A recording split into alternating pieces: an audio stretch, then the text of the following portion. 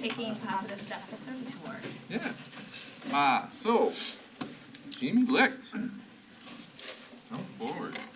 You didn't bring Keegan with you, did you? No, Keegan wasn't available, so yeah. All right, so Mr. Licht is our TPS award winner this week, or this month. Over the past 5 years, Jamie Licht has transformed how we teach technical education in Lodi by adding digital CNC manufacturing to an already strong technical education program. Mr. Licht helped to create the Lodi Fabrication Lab and the Fab Lab class that emulates a small manufacturing business. Students in the Lodi Fabrication Lab design products and create prototypes that are posted for sale on the Lodi Fabrication website. Community members can access the site to the school year to purchase Lodi gear designed and created by our students. Mr. Licht helps students create smaller departments within the Fab Lab, class-based on skills and interests. Some students design and build while others take care of the organizing, orders, and quality control. So one of our students, Keegan Fleshman, was the project manager for creating the new school board nameplates that are all in front of you. He helped make sure the nameplates were made according to our specifications, packaged, and delivered on time. Nice. Thanks to Keegan, and thanks to Mr. Licht. Oh, yeah.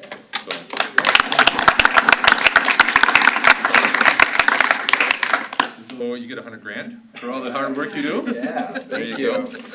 And Ward, anything you'd like to say? Well, thank you for your support. A lot of the machines are not cheap, so they're expensive, so I appreciate you investing in our program and the students, with the administration, the Board of Education, so appreciate it, and we're going to keep going forward, so. Awesome. We're going to have you take a picture with Mr. Stay right here. We're going to take a picture with you. Lawrence? Beautiful. Thank you. Jamie, you were also Congratulations, Jamie. mentioned on the news tonight as Yeah, so being talk about that for a teacher. second. Oh, Yeah. so we have 3 graduating seniors, Ashton Hillstead, Levi Ness, and Clayton McIntyre. They are signing up for apprenticeship with Idea Builders. So today was their signing, so kind of like sports. Right? So if you watched NBC 15 tonight, we were down in Stoughton, and so they're going to be 4 years of training, and they're kind of spread out in different divisions, so I'm excited for them. And Yeah, so we talk about strategic plan tonight. Like, one of the things we talk about is Pillar 1, and Pillar 1's, is not just academics, it's career and technical education and preparing our kids for the workforce and for apprenticeship opportunities and things like this nature. right, yes. So it's great to see them have that little foot up, and they'll do some great things, so. And yes. they also mentioned you. Oh, Mentioned that the Lodi instructor had given them many qualified students, and they hope for more from Lodi. oh, that's good. So thank you. Thank you for Yeah, all that you thank do. Yeah.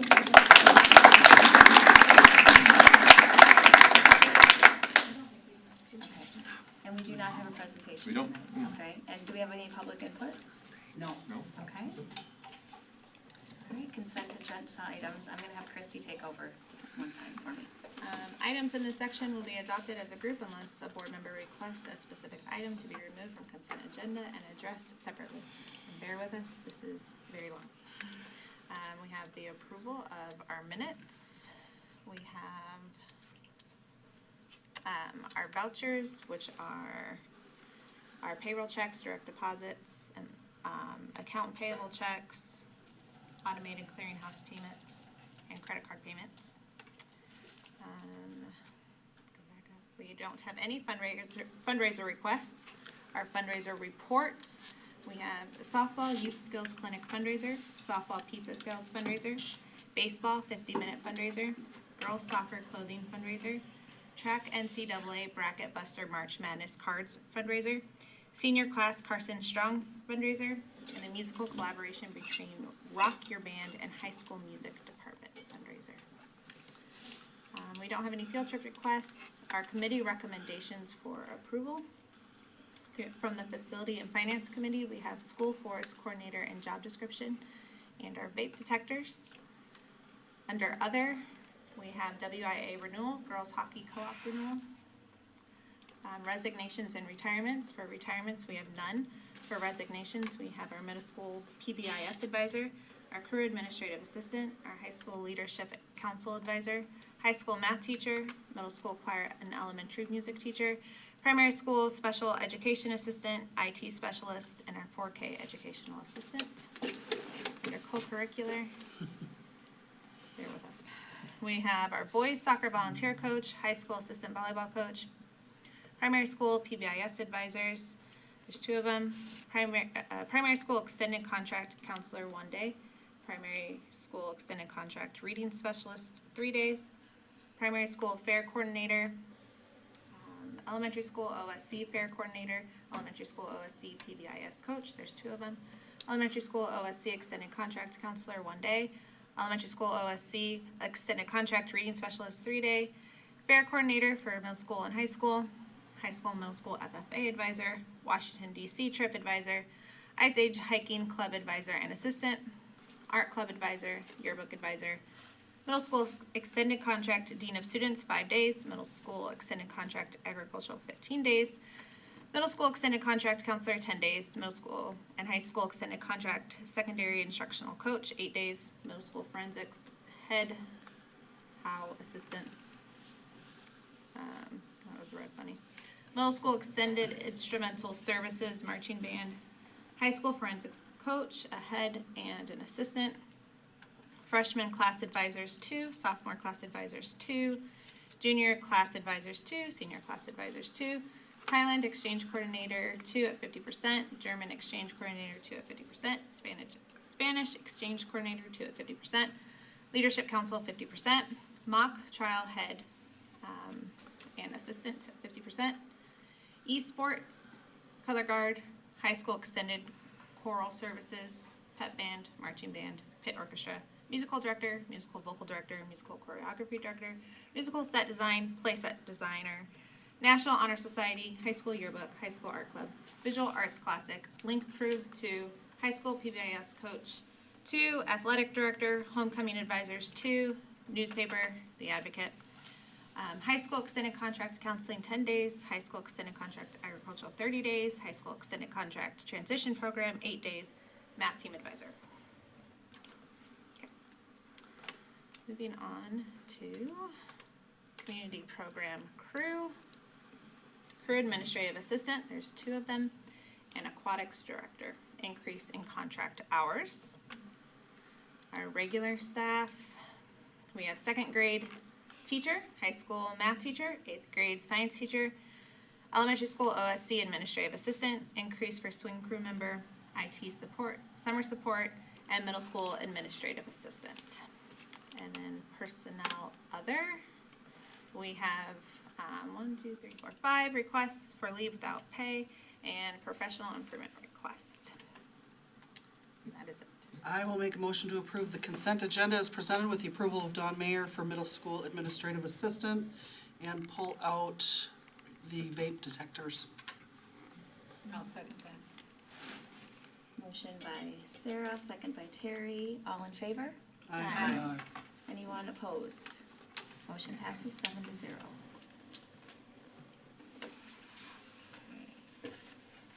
So do we want to talk about what we pulled? Okay, so we pulled the vape because we just had a few questions.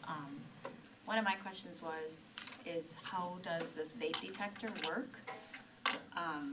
It says that it obviously detects it. I didn't know if that meant that teacher's gonna go running down there or how that's gonna work. Yeah, so the board wanted to pull this so the conversation could happen, so other people could know. And so I will try to cover as much, and then Jason can kick in when he does. So we have been exploring vape detectors for probably the last 6 months. The high school has actually piloted a couple different brands. So 2 of the brands they got bids from, they actually used for a little bit, and moved it around the high school. The vape detector detects the vape, the things that come out of a vaping device, and it notifies the whoever we want, right, typically the principals at the high school on their computer and on their phone, that has happened. It doesn't mean that they just, it's not like a fire where they jump onto the fire escape or the pole and slide down to go find people. They are able to then, vape detectors are also synced time-wise with the cameras that are outside of our bathrooms, so, and throughout our building, right? So our cameras can look at who's going in and out of the bathrooms. So they can always go, so they can go back and like, well, there was a vape that went off at this time. This is when this person went in and this person came out, or a couple people came in, which leads to them having a discussion and walking through that And the process. cameras are on the outside. Yes, there Because is. Oh, yeah. There's no cameras in bathrooms, no. All on the outside, right? So, Okay. it leads to a discussion, and a conversation, sometimes a search, if that's what happens. And what we found with kids is that they will tell you that if you had vape detectors in all the bathrooms, people would stop vaping, is what the kids who get caught say. Like, they, and the idea is it. Because I it's felt the- like there's other been places, and that's what they've said. I don't remember, didn't the report say something that there was a vape detector in another school or somewhere else, and that's what they were finding? Is that So, what they so, said? yeah, so the schools, the high school's been in contact with other capital conference area schools and had conversations, because obviously it's a big conversation amongst high school and administrators, and Columbia County, and other schools have found a lot of success in having these vape detectors. It's just as a preventative measure, right? It catches some kids right away, but then it stops kids from doing that. And the reason bathrooms are so easy, right, it's easy to conceal a vape device. When they first started with electronic cigarettes, they were pretty big devices. They're now pretty small, so kids can hide them pretty easily. So they go into a bathroom stall. So it makes it really hard to stop it, where when you have a vape detector now, it helps us catch that, so it pushes that out of the bathroom, and it's really hard in other places in the building to do that, where you can not be seen. And then it's getting paid for by the settlement that we're, So there's two ways, right? So, great question. So we are actually gonna use our ESSER funds that we have right now to pay for it. But we also do have Juul settlement money that is coming into the district, but it's not coming right now. It's coming a little farther from now, so that money will just go back into our general fund. So the idea would be to help, that would be what we would have used to help offset that, but we can free that money up to do other things as well. And then my question was, it's on all the time, so even after-school activities, et cetera. Sure. You know, the vape detector is on. So yes, so our principals have said, like, there's a weekend basketball tournament going on, and there's an adult in the bathroom, and their phone will go off, like so it's on 24/7. So one of the things that we've also been told to keep an eye on, if we put these all in, is not just students, adults in the community, staff, right? You have to be prepared if a staff member does something, like how are you going to handle that? So that's conversations we've had. Hats off to Jason Marshall, who put together a really strong protocol after touching base with other principals and other people, like how are we gonna handle when the vape detector goes off? What steps are we taking? And so they have a protocol that they follow with students. If there's one student in there, if there's 7 students in the bathroom at that time, what are they gonna do? So there's a very strong protocol on how they handle that situation. I mean, again, the idea is, I have a daughter who's going to be a freshman in high school. I don't want her to go to high school where there's vaping going on. She has the right to do that, and so do our other kids. And nicotine is a very addictive chemical. Vape is really, has been, and that's why the settlement happened, has really been pushed towards kids. If you talk to a student who's in high school or middle school and ask them about what advertisements show up on their social media feeds, there's a lot of that. Me, I never see a vaping thing on my social media feed, ever. It just doesn't. It's not marketed towards me. It's marketed towards kids. And the problem is, once you try it, nicotine is such a strong addictive thing. So our goal is to try to stop it, so kids don't get addicted, because we don't know the long-term impacts of vape. Is there any additional signage that goes up, like for basketball games, so that adults? We talked about that at the committee, about putting it up, and I know Mr. Jelnick talked about it, his welcome back letter that goes out to all his families. He's put it in a newsletter that they had these detectors. Now it's going to be front and center that these are going up this year, and that they're going to be in all of our bathrooms throughout the high school. And we talked about signage too. We did Yes. request signage We did. on the doors. Yeah, I was just gonna say, I mean, All bathrooms and locker rooms. And locker rooms, yep. Thank you for that. Yep. Except the pool. And this will be in at the beginning of the spring. That's our hope, right? So we have the order in, and or if it gets approved tonight, we'll put the order in, and they know it's coming. And again, they did, the high school did due diligence. They tried to get 3 quotes. They got 2, third company didn't get back to us, and the 2 quotes are very close to each other, and they really liked the one for Kata better than the other one, and the other one actually would probably need more sensors, because it doesn't quite cover as much area, so the locker room would need more. So it would be more expensive that way.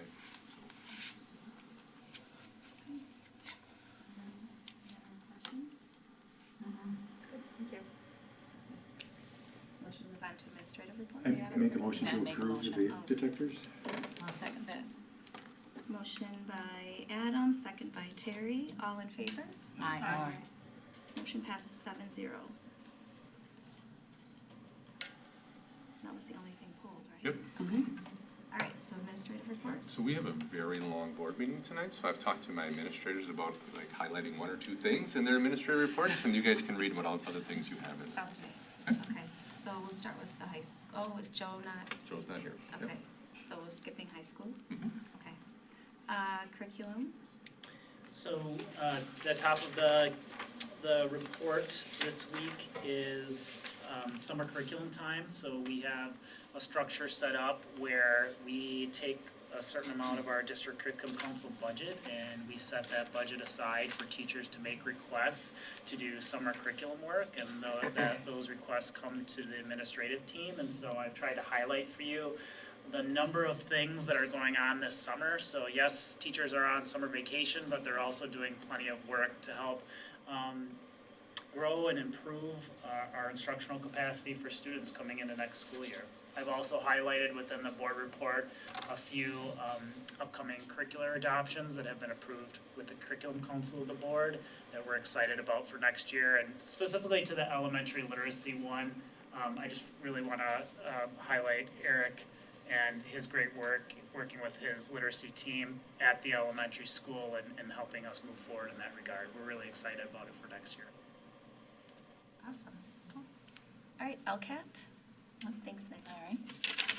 So, the Narcan training was held on June 7th at Reach Out Lodi for the Optimist Club.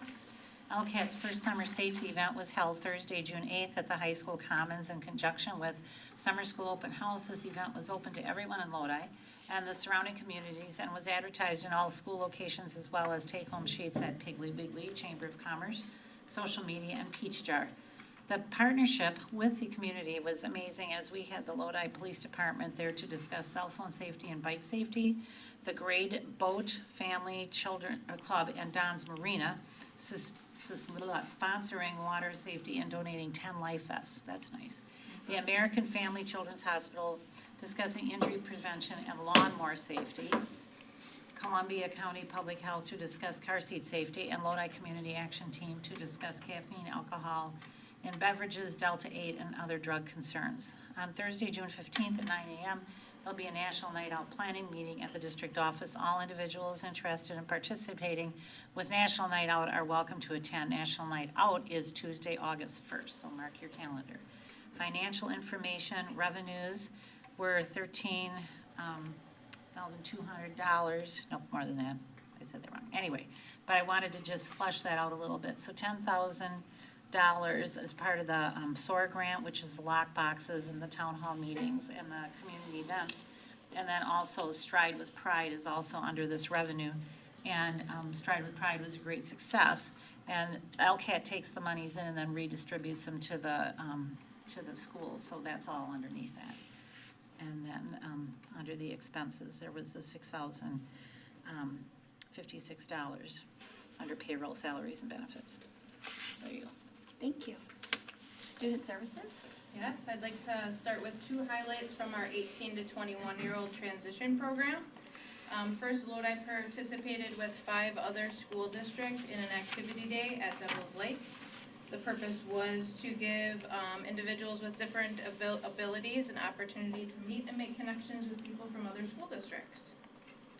Second is the Project Search graduation. I provided some information there about Project Search, but wanted to highlight that Lodi had 1 intern complete the program this year, and she obtained sustainable employment at Sauk Hospital moving forward. Awesome. And finally, just wanted to share that we had another youth mental health first aid training this past Friday, and we had 8 participants. It says 10, but there were 8. It was a great group of people and a great day of learning. Thank you. Lodi Primary School? Yep, we ended the year, or just last week, I'm trying to remember, as we started summer school today. Just wanted to highlight just the celebrations of the Strive with Lodi Pride. It was a great event. We had all school recess, spring concerts, which Lexine led her last final concerts with us. 4K picnic, kindergarten celebration, the grade 2, second grade parade, and just the last day class celebrations. We have some of the celebrations from our school board. We're going to be talking about that during our gallery walk. And again, just a big shout out to Mrs. Lexine Weber. Thank you. Yeah. Lodi Elementary OSC? Yeah, so thank you. A couple things. First of all, today was my first day experiencing summer school in Lodi, and so hats off to all the staff and families for trusting us with your kiddos, and also to Amy Fossbender and to Emma Newmeyer for all that they do. So a couple things just to highlight is, if you keep going down, Tyler, is just the staff part. So Pillar 4, this is a group of people, just a little bit further. There, that's our assistants, and often this is a group of people who sometimes maybe don't go unnoticed for the work they do, and so they're just they've been a huge part of our success this year, and so we're able to honor them recently. And then also below that we have Lori Sager that we're able to honor. If you get a chance to watch that YouTube clip, it would brighten your day, I think. And we also were able to honor Mrs. Lexine Weber as well. Just some great people that make it a great place to be. So. And Lodi Middle School? Yeah, good evening, everyone. So end of year brings some like end of year highlight kinds of things. So first of all, we said goodbye to our 8th graders. We had a farewell for them, and I want to thank the speakers at that who spoke for their homerooms to represent them: Brenna Richardson, Natalie Kiefer, Austin Brown, Alexis Alvarez Ortega, Jalen Brynick, Logan Newmeyer, Marley Riddell, Brock Wentz, and Ellie Fahey, and Zoe Bai did an awesome job representing, telling a story about what they remember and what they're really looking forward to about high school. We also said goodbye to our 8th graders. We have an end of year 8th grade dance where it's only 8th graders allowed, where they can have a little dance party. And then to celebrate the end of the year as a school, all the way at the bottom there, we all went to Noah's Ark, and it's as big of an event as it sounds like. And I want to thank everybody, at Lodi Middle School, all the teachers for all the organization. Jean Winters getting all the medications organized, Leslie Falk and Carrie Barr process all 336 permission slips, so thank you to them for keeping track and following up with families and everything, and all of that is a lot of work, but it also, like when we get there, it's just a great day.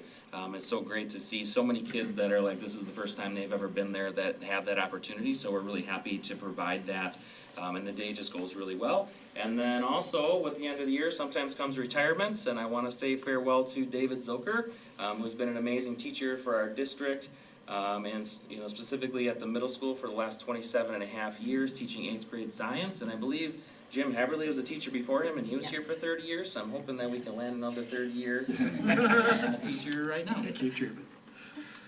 Thank you. That's all from the middle school.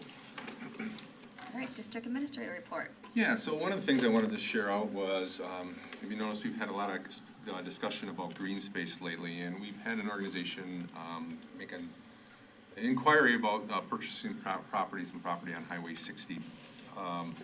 And so we did have some conversations with that organization, because anytime somebody does that, we always want to make sure we're doing our due diligence to our district and our taxpayers. But as we had conversations about that, the cost of relocating this diamond here, the JV softball diamond, which is being used right now for youth baseball, and reconfiguring where our baseball diamond is,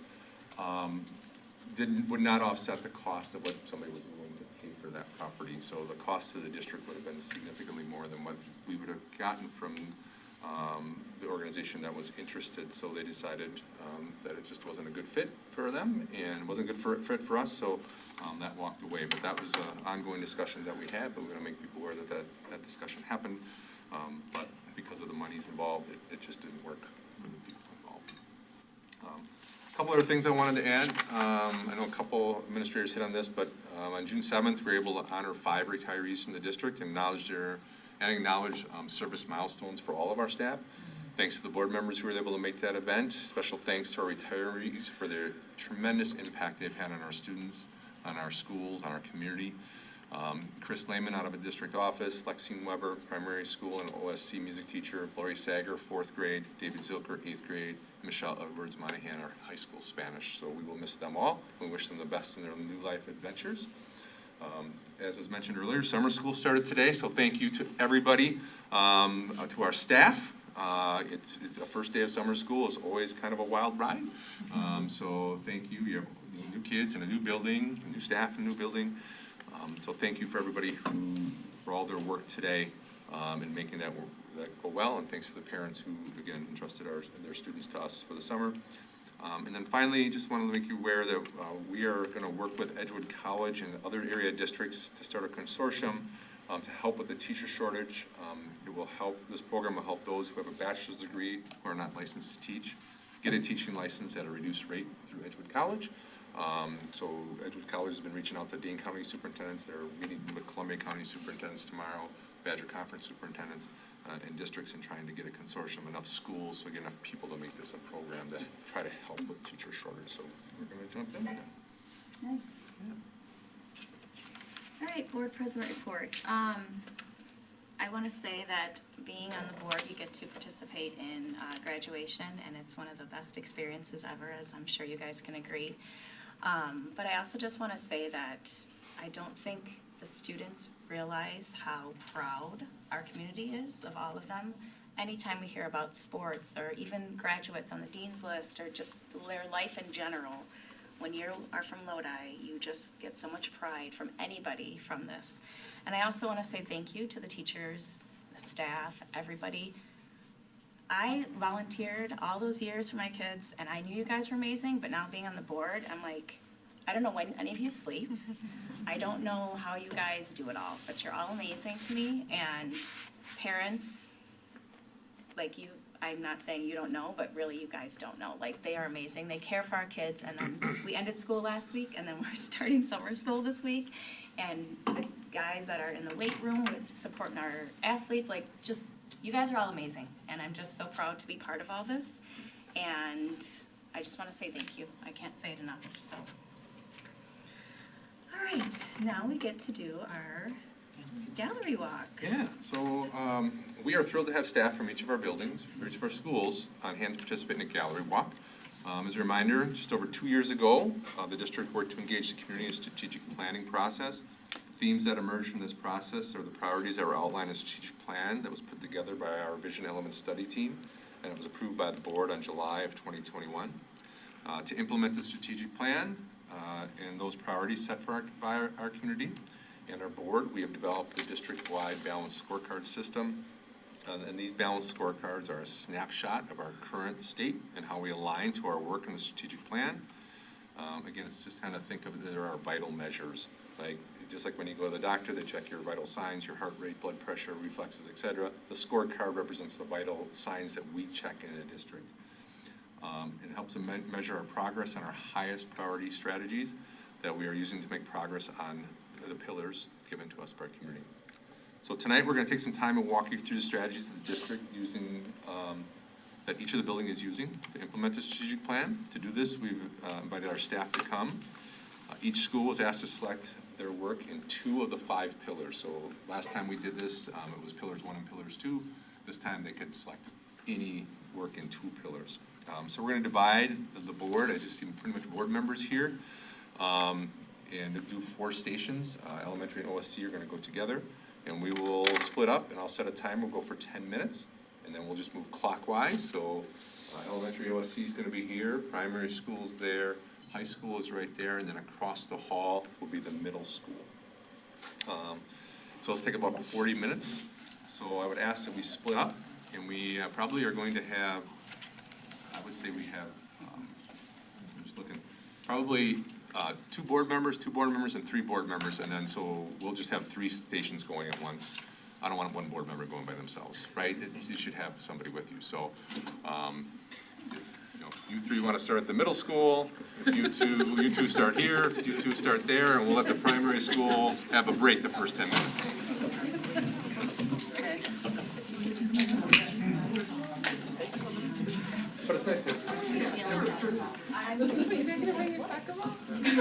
Kick it around. Is that? No, you could. No, it's just starting. Just join with the board member, because then you can help answer questions. So we focused on two pillars, so, I'm saying this, I just think I want to touch on this, what our department is, environment. So, we focus on trying to have academic, education, technical, and support. And we chose to focus on pillar 2 and on pillar number 4. So, district 4. So, last time when I wasn't here, staff did a great job of sharing about the morning meeting. And so this is a little bit of what we do. This part at the beginning was what we shared last time. But the difference this time is just kind of the impact of it. So these are some things that we've seen kind of come out of our practice of morning meeting. So our closing circle. So some classrooms have specials or at the end of the day fifth grade does, and so they finish their day with their version of morning meeting, which is closing circle. So anything else you guys want to touch on about this part? They all use part of our expectation.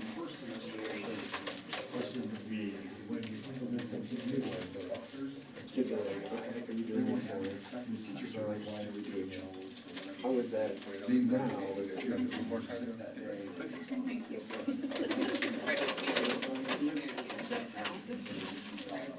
Staff is used to doing too. We tell the kids why we're doing this. Just the reasoning behind it. Throughout the year, they can see that how it helps and how it's beneficial. And where it was mostly led by teachers before, now we have our students actually doing that too. So. And then they'll build, right, so the next class, next grade and the next grade, and so there'll be a consistent living. Yeah, and the best thing about this is that, we talk about machine learning, right? Like we don't have a strategy in place to give kids those skills every day. And this is actually right. So, as far as like lessons and from our guidance, that's 1 to 6 days. So this is our way to get them those very valuable skills on the daily basis. So we saw some really good growth, and these are the questions that we focused on. So, when you think about elementary kids, if we can help them be able to do these things, that's huge. And that sets them up to be successful, not just in academically, but also in life. And so we saw some really good growth in these specific areas, which were our focuses this year. So just some pictures. 3 kids would be really good. Yeah, right? And you all know what I'm talking about. And then another part is just district workforce, and so you all can touch base on this a little bit more, but this crew works really hard, and our staff as a whole to care for each other and encourage each other. It's difficult work, but it's also important work, and they do a great job making sure that we feel we find ways to make it fun and exciting, and also support each other. So these are just some of the things that we've done this year. And it's not an extensive list. It's something that's missed on there. Building we needed and wanted for this school year, and everybody was in agreement together. What's the balloons over Yeah. That was the book. We did a book, and it was a parade, an all-school parade, and every class. After the Macy's Day Parade. And we had our own leader of the parade. Yeah, I got to dress up, yeah, and carry a sign. Where were you? I was the band director, the person who leads the band. Yeah. The kids each got a balloon and they could decorate it, and then they paraded the hallway. And it was the book, Balloons Over Broadway, so it was telling the history and the story of how Macy's Day Parade came to be and a puppeteer, and so it was, every kid heard that, and then we put it into action. That was a good deal. So, yeah, well, all right, if you're gonna do this job, you gotta have some fun. And for someone who's been here 25 years this year, we have, you know, separate buildings, and we have a great K-12 staff. But a lot of times, especially if you see it, we get together and everybody goes into their own silo, their own group. And so a group of us said, let's get back to K-12 Lodi. And so we had a little staff outing after school one day, where we went to some fine establishments in the area. Building 2? Nope, outside of Lodi. And it was, people came back and said, that was so much fun because we got to be together as a district. And that's our goal of this group, is just to try to keep that going so that everybody's together. Because we, like the elementary schools, been great this year staying together. Well, now let's keep it all districts. It's kind of like a sign that you made, received, right, it has those things on there. Yeah. Absolutely. And so for me, the big thing is, so we have these things, but is it making an impact? And so something that I send out at the beginning of the year and at the end of the year is a staff survey, and just looking at those results. And to me, not only the results, but those questions are really important. And so these are kind of the ways to look at it, the key. But so I enjoy coming to work. So this is beginning of the year versus end of the year, right? And so I feel valued and appreciated, right? I feel like I am put in a position to be successful in my job.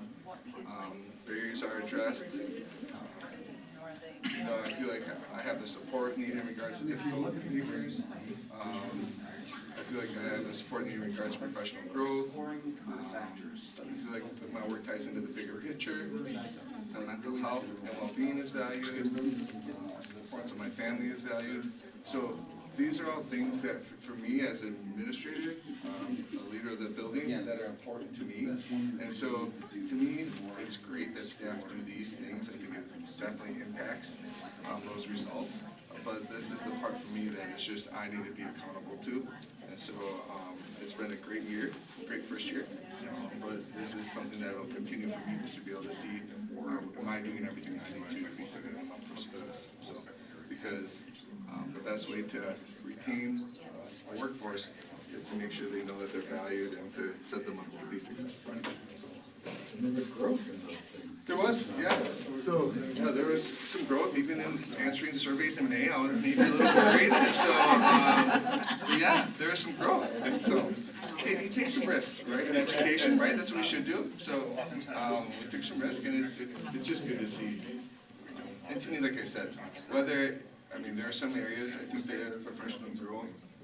There is a couple where it's like, oh, maybe even this one, right?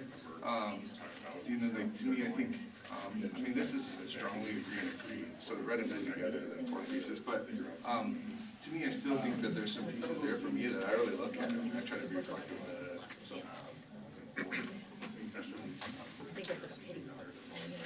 Anything else? Overall, questions for us? Staff who consider leaving either teaching or I'll just say I've heard great things. most of the time that has been done. Well, this is the LES OSC. Put it out This is I'm just saying, as, you know, as the principal, then There's definitely been a big change. yes, a breath of fresh air. Well, I will say that, you know, when you think of these things that are in place, and even like, you know, morning meeting and closing circle, those are things that these educators are doing before me. And so, yeah, and so, you know, I think, you know, it's great to get good feedback, but at the same time, it's really hard not to get that. I've said this from the beginning, I feel like I was asked to go be the coach of an Olympic team, and so I think it's not very hard to get results from an Olympic team. So, great people. They are, yeah. Look, if they even came here in June. Some of them were sauntering today, some of them were. Summer school today. Did you have an accident in your garage? No, this was my dog deciding to do a quick stop, and I wasn't paying attention. But going back, like, you know, you look at those and it seems like, oh yeah, all schools do celebrations, but We didn't do those before, and if we did, we was kind of going through the motion, and this is a year where we felt like we were all together, and that directly impacts, the students and how they feel, and they can read us, so. Yeah, they know that we're together. It doesn't matter if you're their classroom teacher or not, we're all here for them to support them, but also to hold them accountable, right? And that means a lot to them.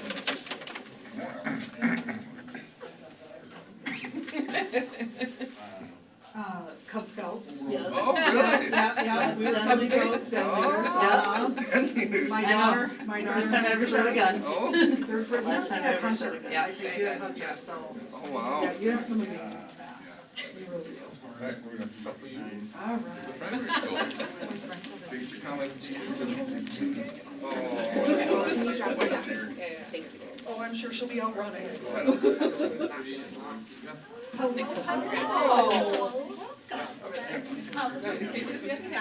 Sorry, thank you. Thank you.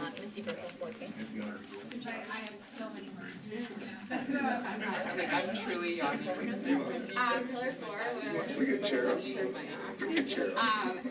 the PBS team came up with different ideas throughout the year. So at the end of the year, there's a survey of what staff liked and what they didn't like. So on the side of stuff that staff didn't like or didn't. Welcome. I had to tell you before we began, I had that mom fail all days in a row, like a six how Secret Santa or you know coffee. And I pulled the coffee of buttercream and then things that staff really loved was. And my kids are at home sick. Okay, it's a soft start, right? Yeah. I'm like freaking out, texting my husband, he's like, Is this really for teachers? Good? yes, it wasn't the first time. You're good, you're good. I can't believe just different staff. I know. It's been a quick turnaround. It's been good. Yeah. There was a lot of excited kids today. Yeah, it was a busy day. We also enjoyed when you guys all participated in. So I just want to start We sent kind out, of talking about. so we have examples for you guys, so you guys can take them and then enjoy them as well. But then we also have with our some community, things and that one of our this goals year isn't only was just done to for be able our to staff, challenge our that actually kids like impact. with high expectations, and No one else also knew give them why support, we but were also doing then to be able surveys, and so to throughout give the back. year, And so as a like impact during team, maybe like it's something we're going to be discussing winter this break, or summer, not winter break, just but like different when ways. it's There's already some in place, the the different ways kids that were we can going give up back. and we were getting down with our morale. Yeah, these This time around, we focused on pillar 2 and on pillar 4. So, pillar 2, nurturing local students. Last time, when I wasn't here, and they all had to present without me. This was all on here last time. The part that wasn't. They didn't know who was So, morning meeting and closing circle, I would always try to add that in. Yes, it was, because that was a Teachers, they have specials at the beginning of the day. Great So licorice. they- It was great, and I was so excited when I got my licorice, because I love licorice, and I was like, I mean, I. But what's important about morning But I meeting mean, and closing circle another fact is was the just fact also that how, like, when we talk about social emotional learning, you know, like, there's so we, no we had strategy in place without this and to then make sure put kids primaries get over it. there on your Right, table. so we Already put it on your lap. Oh, look at Oh, you. this, we don't have a Okay, venue this, or a can way I to just be say, able it to was make really sure hard, that and I even those said skills that in stay. my answer. And so, This is I really mean, hard. if you talk about our guidance counselor, social But so, but it was a those lot times, of that's only fun. once Like, every yes, it 6 made you days. kind of think about, like, what And was so the because of this you know, dedication to and this, it was- we've had some really so good it was impact. just, yeah, it was a So, lot of fun, it was a lot of fun for, I think, When I for look down here, staff to get involved. you know, these are some changes that have seen some benefits that we've seen, and they all can kind of speak to that a little more, but these are some of the benefits that we've observed this year as we've gotten more familiar with this and continue to implement it. I don't remember the technical term, yes, preparing for the future, so, our celebration of week of our overall. I don't know, I was just thinking, the last question is like, how do we bring this to our, class? What's our goal with this? And we talk to our kids about this, and then they can see that process go through. And by the end of the year, they're leading our morning meetings or closing circle. And it also, what I love about this is, it is kind of a one-size-fits-all in terms of it kind of gives you the guidelines, but it also changes for your class. So if my class is really gelling really well, then our morning meeting might look very different, or a closing circle, than someone else who's, going through a challenging week. That's what I appreciate about it, and I think it's helped me build my community in the class that way. I was just gonna say. Yeah, yeah, yeah. bringing in more. Well, I think too, the other piece, like, let's say there's an issue like Kristen mentioned, something playground related or something else, this gives you an opportunity for you to a way of how has other people, address this in their classroom? Are they is there a good book that you can use to kind of have a discussion to lead into it? And then you have these practices that, when you use these, it just helps kids connect, it helps them feel safe. And like we said right here, you know, it provides, not only ownership, but to bring up and address concerns. And, you know, they know that that's happening daily, so they know they can come to you, we can address those. And we also know that it's there for us daily too, so we don't, you know, we can make sure, like, because then we can always come back at this time and use them to address what we need to. So the first question we asked was, have you ever thought of reading the first grade, something together with housing next year, being okay. And we had quite a few staff who said yes to each of those. And with my population that I work with, we kind of do this with the whole group and then as a small group too, and working on those social skills and what's appropriate also. Yeah. Right? Management, so when you think about elementary students, if you can help them improve in these areas, I think that's pretty impressive. And so we saw some really good growth, according to our Satchel Pulse data, on students' growth in these areas. So, you know, if you have an elementary student who's leaving with these types of skills, it doesn't only help them academically, but also helps them socially, obviously, and emotionally, helps them in life, be able to keep and maintain jobs, friendships, relationships. Yes. Yeah. Get to the family situations, right? These are just some pictures. And yeah, there's the comprehension. And then pillar four. So, one thing that's really important to myself, but also to the staff, is the work that we do in education is difficult work, but it's important work, and it's really hard to do on your own. Yeah. And it's really hard if you don't ever have fun. So, there's been some ways this year that the impact team is really focused on providing some opportunities for us to connect in purposeful ways, but also just to have some fun. So, like if you notice, Fridays in December, there was some encouragement that was for staff on Fridays.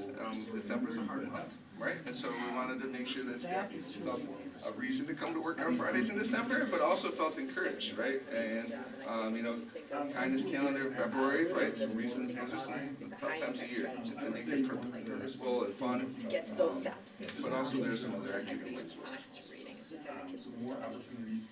Questions on any of these, well, and more about? These are the ones that you see on the scorecard, but like for example, for class, so just pull out all kinds of things, right? So they had school goals increasing against school education by 10 letters. Their goal was 80% of the During students, staff they ended up appreciation, with 92% and it's 25 years, I've been here, is nothing like I've ever seen before, so it was a rock star's theme, and every day was a new theme, and you walked in the lounge and it just built on. So like the first time there was some little dips and munchies and stuff, and it was all wordplay associated with music, like bands or things like that. Second day we had a tattoo parlor, all fake, no rub-ons, but you know, I decided to maybe put one here and see what kids thought, and what else do we have? 90% of the kids, that was their goal. It was just every day, and it was, we had vinyl records, we were spinning some old vinyls, and it was, you walk in the lounge in the morning, you didn't want to go, you didn't want to leave, because it was so much fun every day being there, and then at lunchtime too, it was just, it was awesome. So I take no credit, so Deanne in the office, so administrative assistants. Her brainchild, and then Emma and Myers. But I think what I'm teaching now, like, is way more than what I support it. you know, like, it's crazy what they. Well, I learned how to type in high school, and now And then I will tell you, I've learned a lot about retirement celebrations in Lodi. And so this is not a practice that I was used to, but making people clean for the day or honoring them the way. But I will tell you that it meant so much to me to be able to see people understand that we value them and that work that they do. Doing it in meaningful ways for them, not just like, oh, this is the blanket way that we honor everybody. We made it personal for each person, for Lexi and for Lori. So, staff survey, I give us at the beginning, the end of the year, and this is just my way to make sure that I am living this out, right? So it's staff changing or losing that I'm feel. just trying to encourage us, Which is they do a important, right? great We wanna job make of all sure this, but this is my check to see that I'm setting that's them just up that integrated for connection success. of everything And goes so, on each other. blue and red are good, As okay, staff, orange is as okay. as, you know, Okay. And support so, each other, and it's leading to these remember I results. gave us in the beginning of the year and then in May, this is a big challenge for me, right, you know, but, so these are the questions I ask them, so beginning and the end of the year, I enjoy coming to work, right? I feel valued and appreciated. 4K this next I'm year, actually we've in got a a nice. position to be successful in my This is a little job. bit more nervous, but we've got a, it's a big bucket Areas are 4K addressed in a actually. manner that allows me to focus on my job and help me So which is be great, we wanna successful. have, you want those numbers, we want them. It's great. We're kind of supporting in regards to professional growth. I feel like my work ties into the bigger picture. My mental health and well-being is valued, and the importance of my family. 4K is the 18 And inches. so, like this is, for me as a leader, like this is my check to make sure that I'm doing that.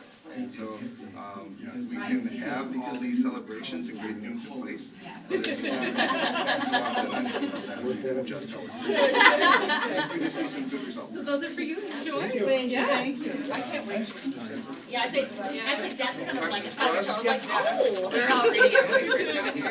So it is kind of fun, like, yeah, like, it's like, it's someone, you know, maybe having, you know, You are so healthy, I am so not. I just like, I really like this. You're hard to jump around. Yeah, I don't know, that's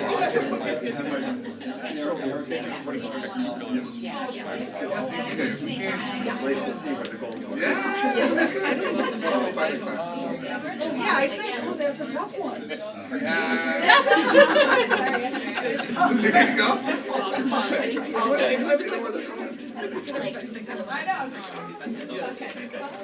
There you go. That's my favorite at school drink. Time to rotate. Thank you. You guys are going across the hall. Okay.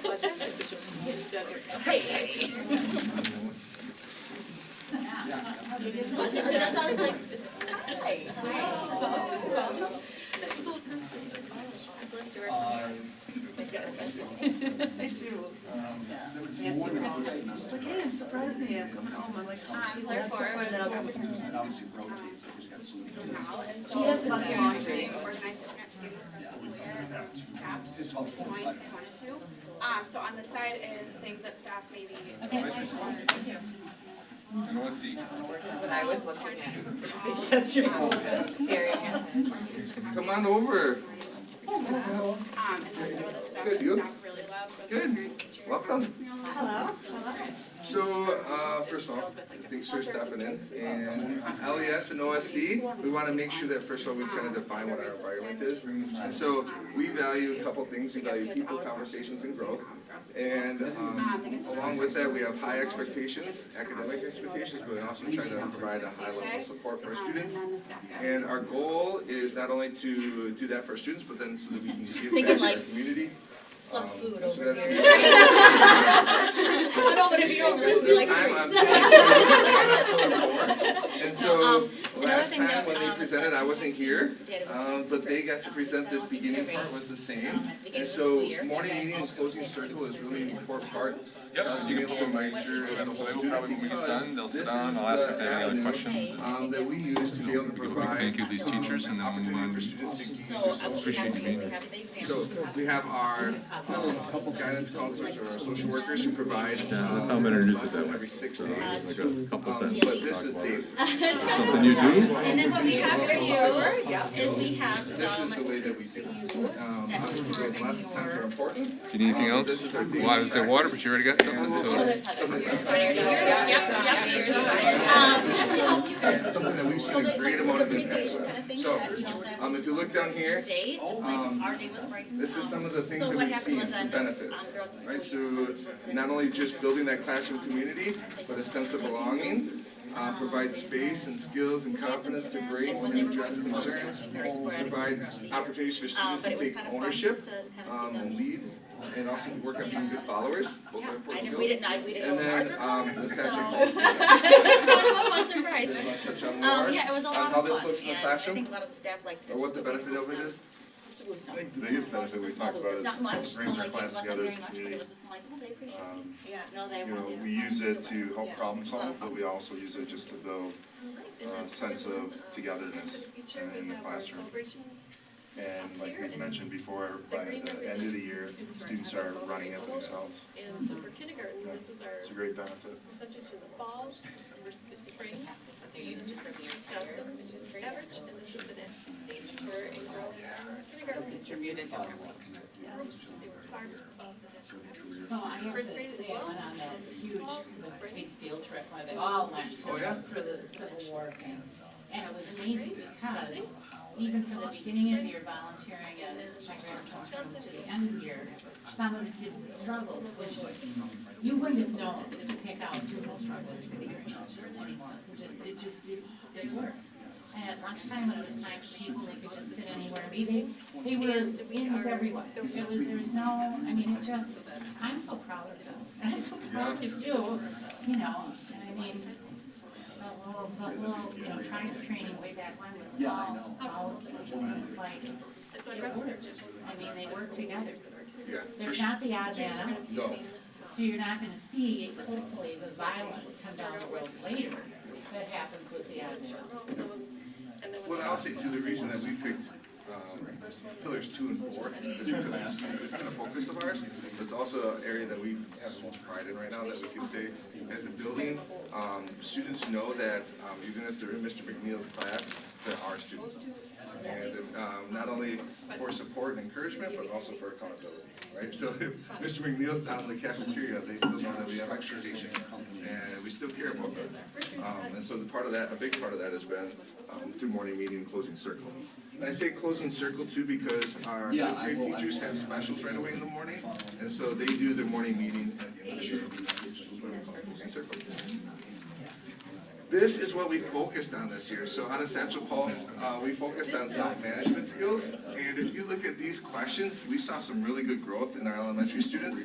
And if you can have an elementary student grow in these skills, I think that's huge. Not just academically, but for them in life, right? To be able to maintain a job, maintain relationships, work through problems.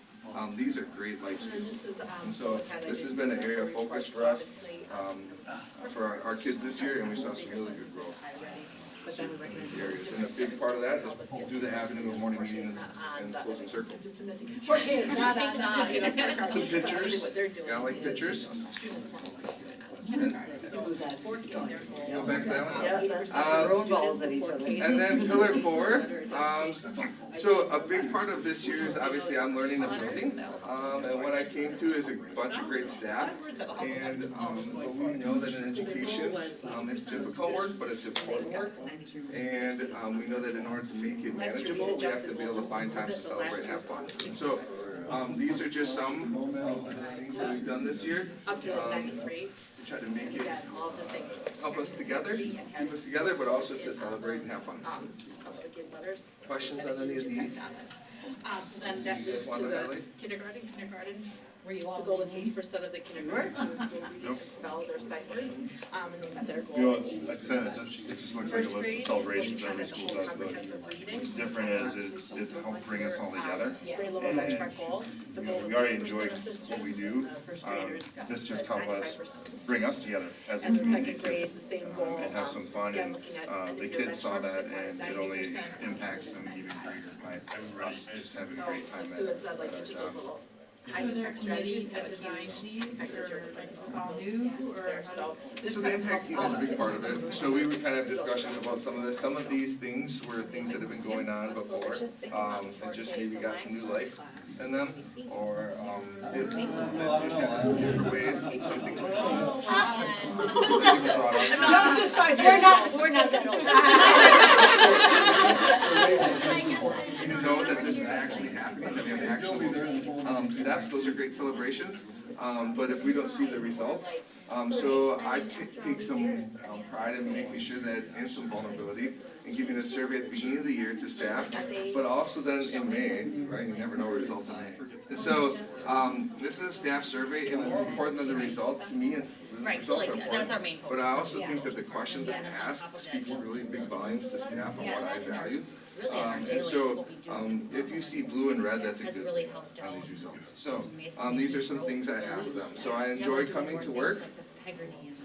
I feel valued and appreciated. So this is beginning of the year, end of the year, on each slide.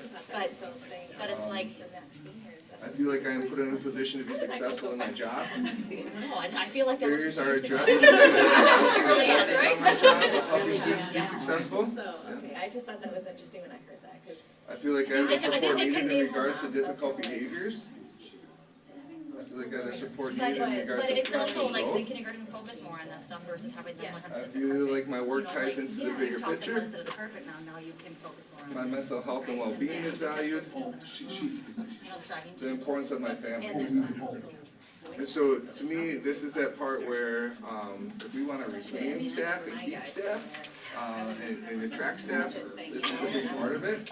And these results are results that, it's like, oh, Eric did this, right? This is, results that we did, right? And, creating a climate and a culture where, we know that we have the support of each other. It's not, the support is just me, right? It's the support of each other. And that's why these Well, if you're doing results. all of that, then that helps when they're in kindergarten, like, oh, routine. Questions on any of They can those? dive into those other pieces earlier on, yeah. Yeah, that's great. Stay home. I mean, that was great. I approve of it now. Yeah, something I've done in It's the a whole past, hard and thing to so let your kid go to it school. was interesting to know. I was like, we'll see, right? And so it helped me at the end to know where I felt like there was I'll get it back for this. improve on Yeah. and what staff are looking for and needing. I feel you. They can also have some comments that they can put in there too. So it just helped me. Well, it's obvious the stuff that grew big. Thank you, I appreciate you guys as well. Really do. Thank you. I know. Some things that are just a little hard. Yeah, for sure. That's exactly what Thank you to the rest of the board. That's why there's a staff though, where it says right after Ms. Probably pretty excited. Much bigger job. Doing a great job. We enjoy where we are at. Yeah. You should be. You should be very proud of yourself. It just, I mean, to me, I think that these are just important pieces to look at, even if they're hard to move. Yeah. Oh, yeah. Thank you. You're welcome. Okay, this is our. This is so cute. Oh, That's our little group. Over. Appreciate it. Enjoy your night. Spend time resting before tomorrow. The boat race going tomorrow. Boat race You're tomorrow. good. You work good. Liz, you're socialized.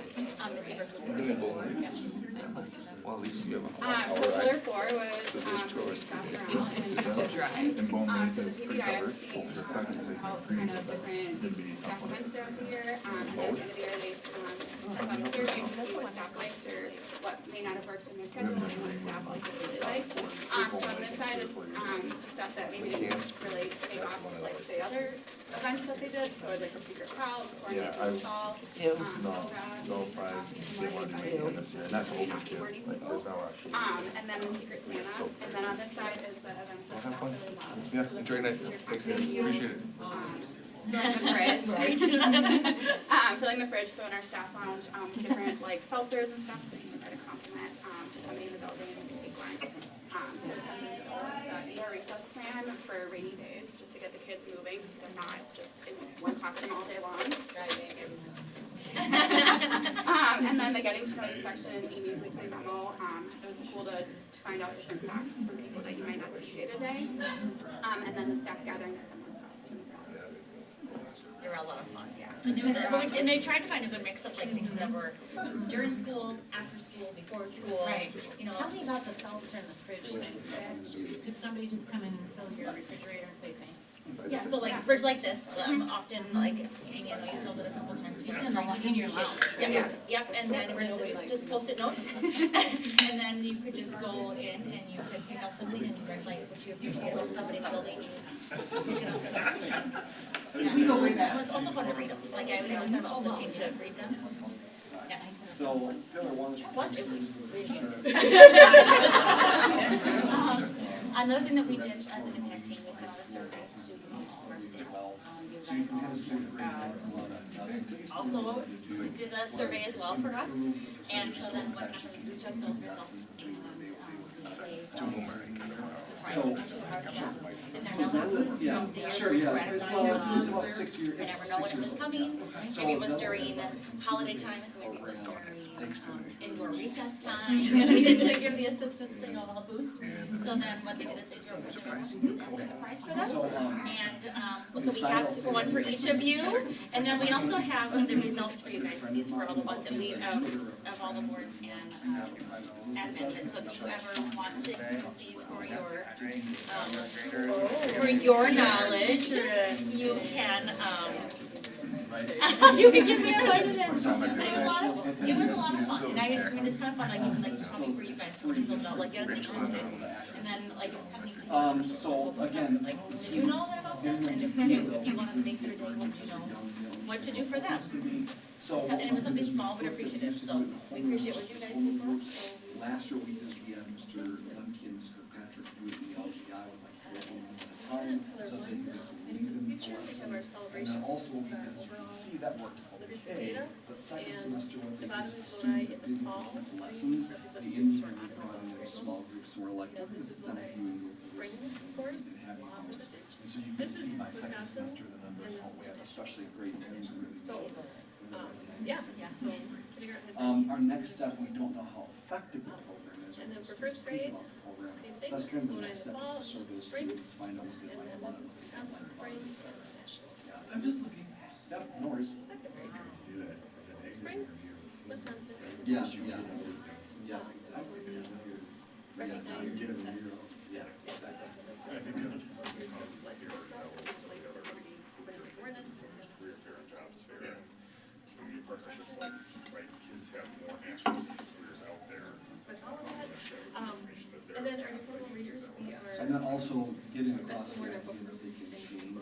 So like, for example, when they're done with grade 9, But these are the diplomas that we are bringing likes and in dislikes next and year. preferences, we have to let them know, like, it was totally okay to go back It's and about refresh concept your words, likes and and preferences, then because it what we're builds up thinking to. as a junior is probably not your thinking when you were a freshman, and it's okay to go back and retalk about point so that you can get better. Because I think the students don't realize that, so when they get to junior, they're like, at least career choice, search me out what I wanna do. And it's like, well, it's And not, then this is it's for bad, it's just that you gotta go back and retalk like your information, you probably realize it. They start with just. So I'm going to talk about pillar 4. So one of the flex strategies that our site-based third impact team came up with this year was to stay interviews. So when staff are leaving our district, we do exit interviews. Oftentimes, when you do an exit interview, the response is, well, why didn't you come and tell me that while you were still working here? So we wanted to have that opportunity to connect with staff. These to can look organize- interesting. Well, As a kid, I would really want to do this. Your student is like, I don't wanna do this, since you're gonna get sucked into pictures and then it's gonna be. Give it that information, and then we took it back to our impact. It's a sick duck. How appropriate for Added to that some potential action items. and next So, and steps. then the last thing, just kind of highlight from the, board report. And some of those things that we hear are things that you've heard at As we're thinking about our the listening business, sessions the other and things that are assessments are the probably other on ways the we're kind of radar. monitored to see how the So the first question that we asked was. So for example, 4K doesn't have any of their data explicitly on scorecard, but we know that what they're doing is instrumental for all the other things. So 4K, their goal this year was that 80% of students will increase their baseline letter identification by 10 or more letters. And they ended with 93% of the students meeting their goal. So with them focusing on those uppercase letters, and really a lot of it is even introducing some of the lowercase and the sounds, then that helps as you're going to kindergarten, which was sight words. Our goal was that 80% could read and spell the 30 sight words, and they ended with 80% of them reading. For first and second grade, we're looking more at the comprehensive reading, and their goals had to do with making 1 year grade level benchmarks. First grade wanted 80% of the students to make that.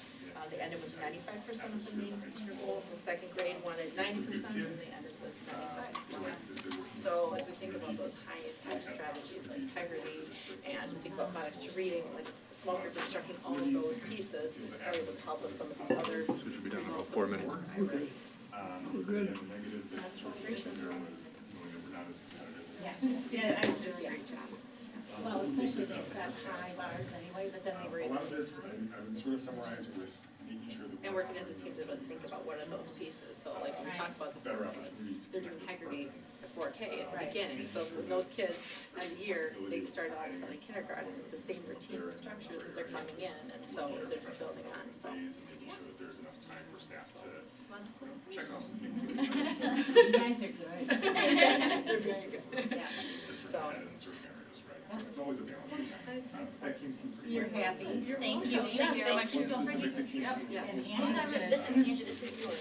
This is yours. Joy. Did I do it? So here's the one that we're looking at. Do you know what this is about? You're gonna laugh, You right? put chocolate on it. Doing all right. How are you doing, Eric? Good. As far as No.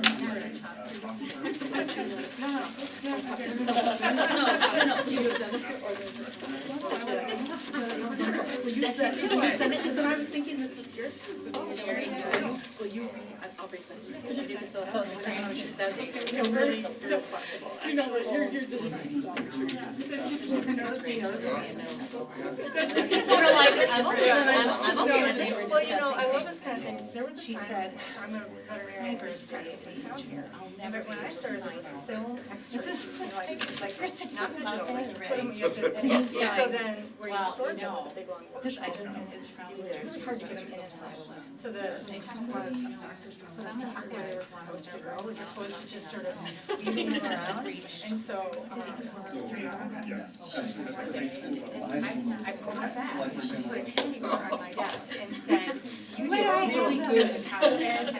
Oh, I remember that, this is one of my favorite places. I love it, it's priceless, but it's, you know, I miss the. And then when she never did it again. But. So maybe now you know, for the rest of my life, I filed those actually. Just in case, just in case. You're like, here you go.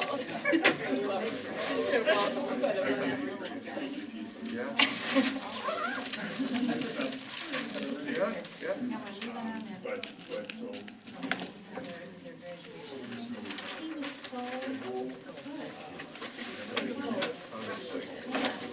Well, he's having a hard time finding his place, but they all kind of wrap around him. Yep. So, how's it going? How are you? Okay. How's your party? People felt like they went to education because they. And she loves it in it. Beyond just work. I gotta go. But as far as the We would have most of the time, but yeah, we have to pick up on days. you go to the grocery store, you see your students. Told them no fun. That's the only show that we go to. And so I think that's a good area that Jill and I want to help us figure out some better expectations. Yeah, But that's also. Anna? Lastly, just a little bit more for any other information. So then there's Anna, who's, Yeah, so it's Anna Caitlin. again, looking at some pieces and some So we ran down the bench. and they felt like communication in the district and had been good and that we're all united. But yeah, but it went other way.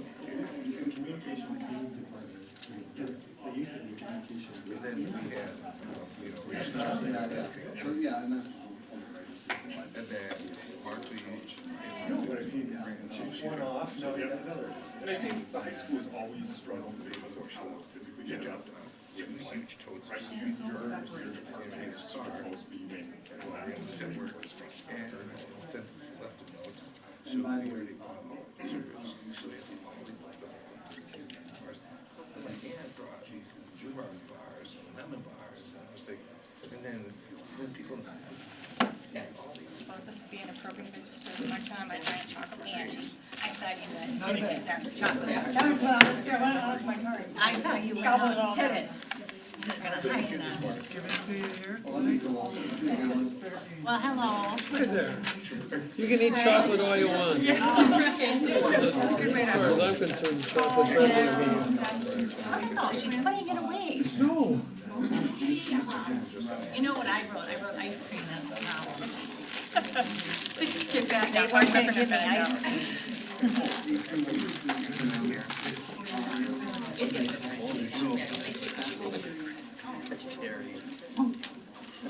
This should have been.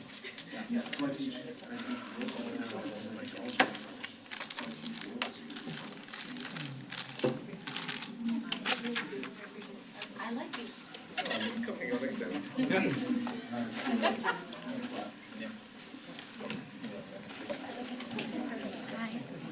you too. Thank you so much for being here. Makes sense. It's something I wasn't thinking of.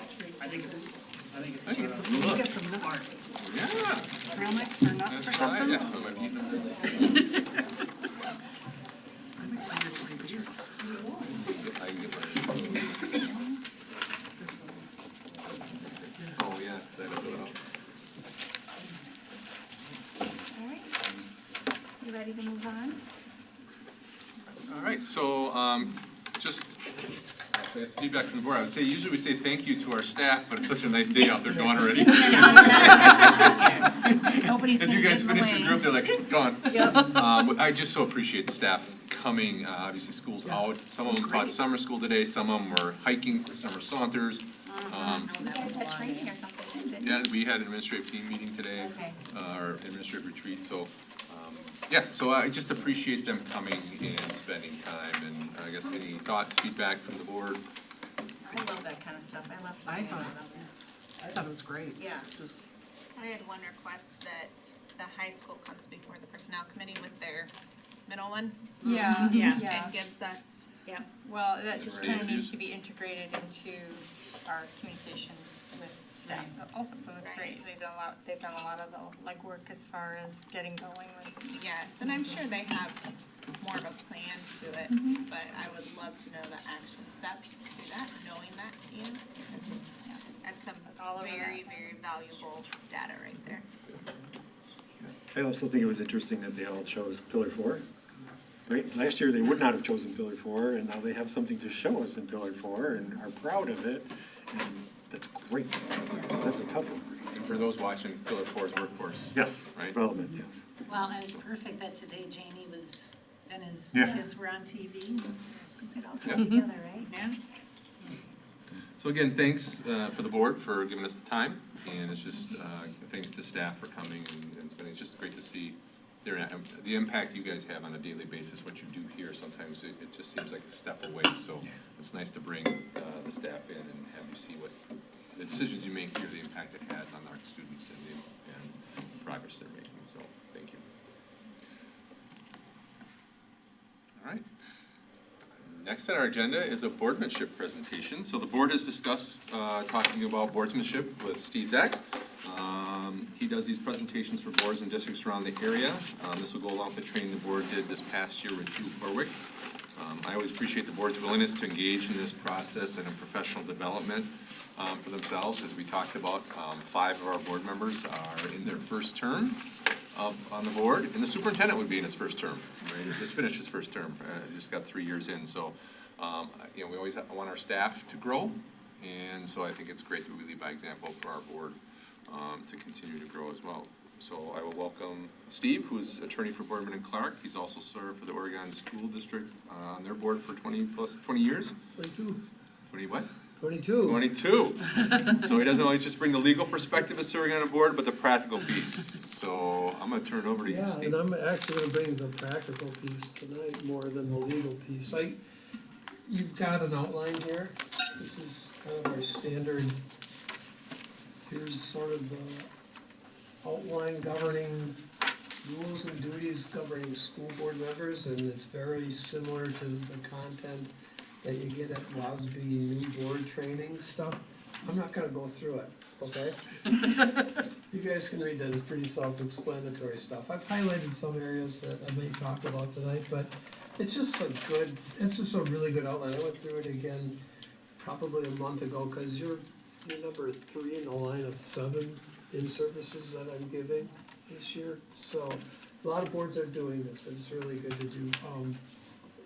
So I'm not gonna be boardman lawyer tonight, but I wore my boardroom shirt. This is supposed to be informal and casual, so jump in at any time that you wanna chat. I'm gonna tell you stories tonight, from a more practical standpoint, but before I get into that, I mean, I love this stuff. When I was a board member in Oregon, I was down in Oregon, where I graduated from high school there and then went away to law school, college and law school. I came back and my wife and I raised our family there, and I'll tell you my story in school board. I was there for 22 years, but There were a few things that I really liked about being on school board. Monday nights were, meetings, and so you guys are making me book up another Monday night.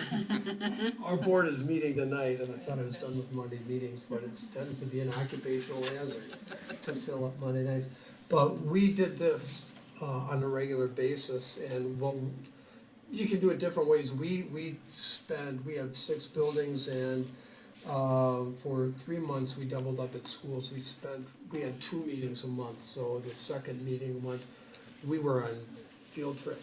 And so we went to schools and did a tour and saw the facilities. We did it every other year. And met with our staff and went through exactly what you do. It was really cool. I mean, because when we had kids in school, we had some connection, but when my kids grew out of school, I sort of lost that connection, so it was really good. And then, as long as we're on what's good about school board, yesterday in Oregon was graduation day. I don't know, when was yours? Yeah, Memorial Day weekend, Memorial Day Sunday. So I had to go over to the high school yesterday because I'm working with the community theater and they're starting rehearsal night, so I had to drop some stuff off. I ran into the high school principal, they're getting ready for graduation. That's the best day. That's just the best day, right? Counter to the worst days of school board members is the expulsion days, and so we did about 12 a year on average in my 22 years. We thought it as a positive, okay, and I could spend 30 to 45 minutes on expulsions and why they're positives, and I've done that at, we actually, Doug Woody and I did that over at the WESB conference this year.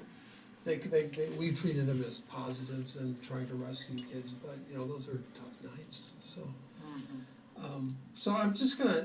The other thing I gave you was, I went through your policies. I'm board docs, so I'm really familiar with that. But I pulled out the highlighting stuff that I thought was important to me. You're gonna hear themes about that in my talk. I'm not gonna go through that with you, but I think it's always important for you guys to go back through your board policies and read them annually to understand what your role is. And we did that at our in-services. We always had a service in May, and we did this. We pulled out, here's what this says. Remember that? Okay, so I'm gonna tell you stories, and I know you have an agenda tonight, I saw it, and I said oh my God.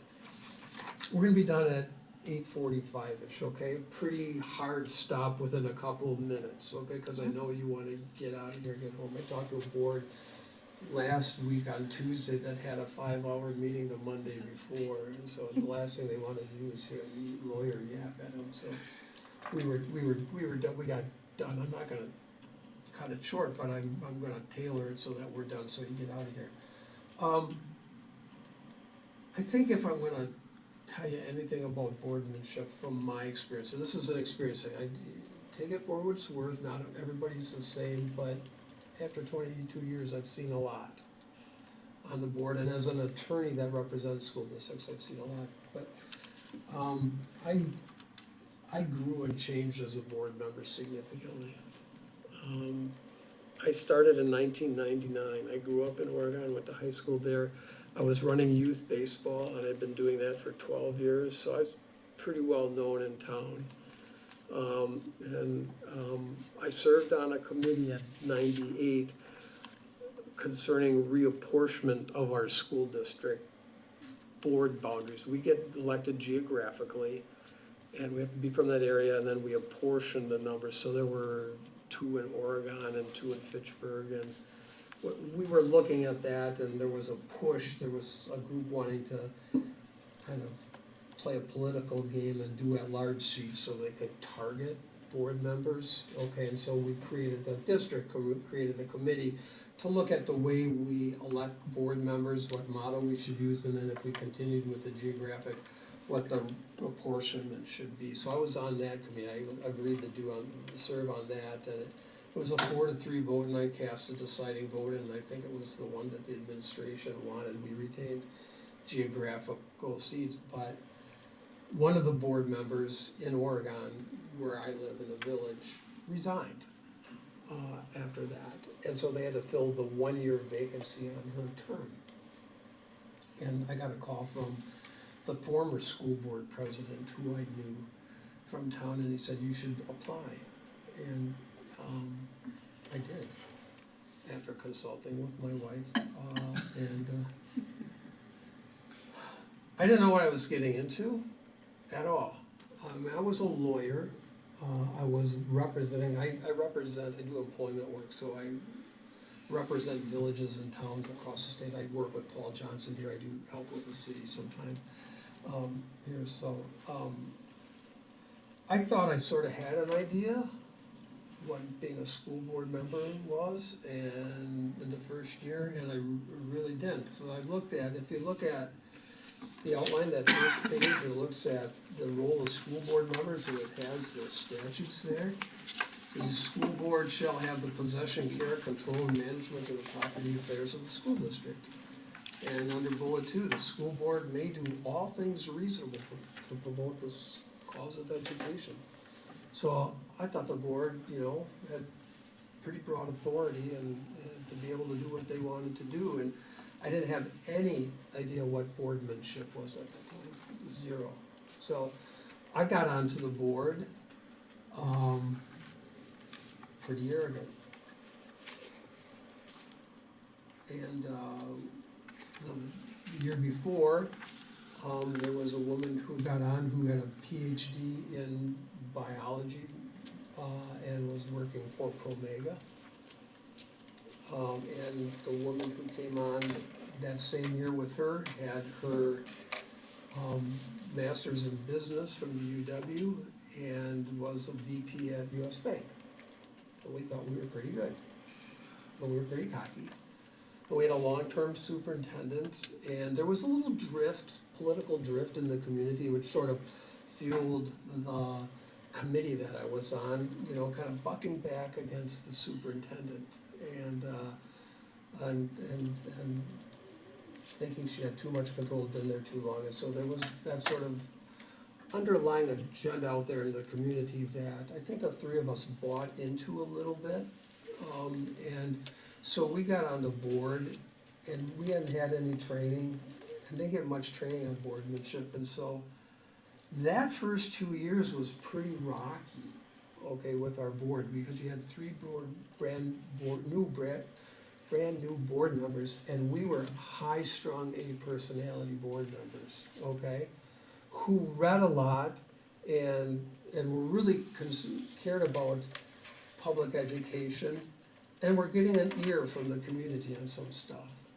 And so I look back on that first, I call it my rebel phase, and I wasn't a very good board member that year.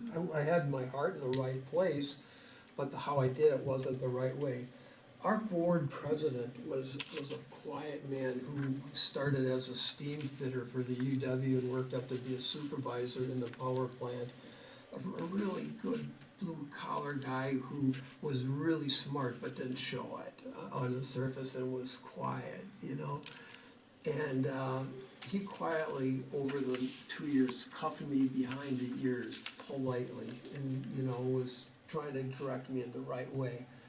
And then trying to get the other 2 in the same way, because our superintendent, it was Linda Barrow. She ended up serving in our district for 16 years, was the superintendent of the year for the state. They were terrific. We gave her a run for the money the 2 years, We did a lot of gotcha questions at board meetings, where we would really read deep in the packet and ask questions and ask them stuff that they might not know and, embarrass them at times. Even though we were the best of intentions, we were trying to be data-driven, and we were digging down on that, and that meant that at times we showed them up on stuff and asked them questions. And that didn't lead to a very productive board for those couple of years. I mean, we did good stuff when we functioned well, but in terms of how we got along, we got a by, but it wasn't great. We did a retreat. And we went over to the Milwaukee area. It was the day before. We all took the day before off of the convention. And we went over to Milwaukee and we met with Jim Rickabaugh, who was then the superintendent at Whitefish Bay, and he was a former superintendent of the year, and now he's a consultant. We use him as a consultant. You know Jim? He's an amazing guy. Yeah. He wrote a book on the 5 levers of learning. If you guys want to read a book, his book, 5 Levers of Learning, is phenomenal. We used that in my last couple of years on the board. And we met with him and had a pretty frank session where we talked about trust. And, you know, board members didn't entirely trust each other, and the administration didn't trust us, and sometimes we didn't trust the administration. And we were functioning, okay? Don't get me wrong, it was not dysfunctional. We were functioning, but we weren't trusting. And what grew out of that was a set of selective commitments. And I think you guys have done that with Drew. Great. I mean, you're way ahead of the game. You know, I'm gonna jump forward. When I became board president, I managed to skirt that for 18 years. But I sat down and met with Drew as a board, and I worked with him on 2 sessions, and our board had worked with him, but I wanted to sit down and say, like, how can I be an effective board president? He's terrific. I really like him. He knows what he's talking about, and what he says is really good, okay? So we sat down and ended up getting that. And that is, the second phase was what I call our Camelot phase, which was a really high-functioning board, because we ended up trusting each other. We ended up asking a lot of big questions and future-oriented questions, and we ended up writing 2 papers. Our board historically has written white papers. So you can go to the Oregon School District and look at our policy papers. We wrote one, that's when Thomas Friedman's book, The World is Flat, came out. And we said, like, holy cow, we gotta look at the world that our kids are going into educationally, because it's gonna change. And, you know, that was 20-some years ago, okay? And we were thinking the 21st century, you know, the word was like at least half the jobs that our kids are see right now aren't going to be around, and you know, half the jobs that our kids are going to be going into aren't even there yet. And so we wrote a paper on how can we move to the 21st century and what's important. And we talked a lot about soft skills and that sort of stuff. And we also wrote a paper on accountability, because that was when the No Child Left Behind came, and we were looking at a national test, and, you know, our board studied that. We didn't really think that a fair measure of accountability was a single-time standardized test, the way it was being crammed down on us, particularly not the way it was being administered. And so we said to ourselves, you know, the reason that stuff's happening is because there's a vacuum there. Let's fill the vacuum and decide for us what success means. So that was our Camelot board, and we got along really, really well. And we were really humming. And then Act 10 hit, okay?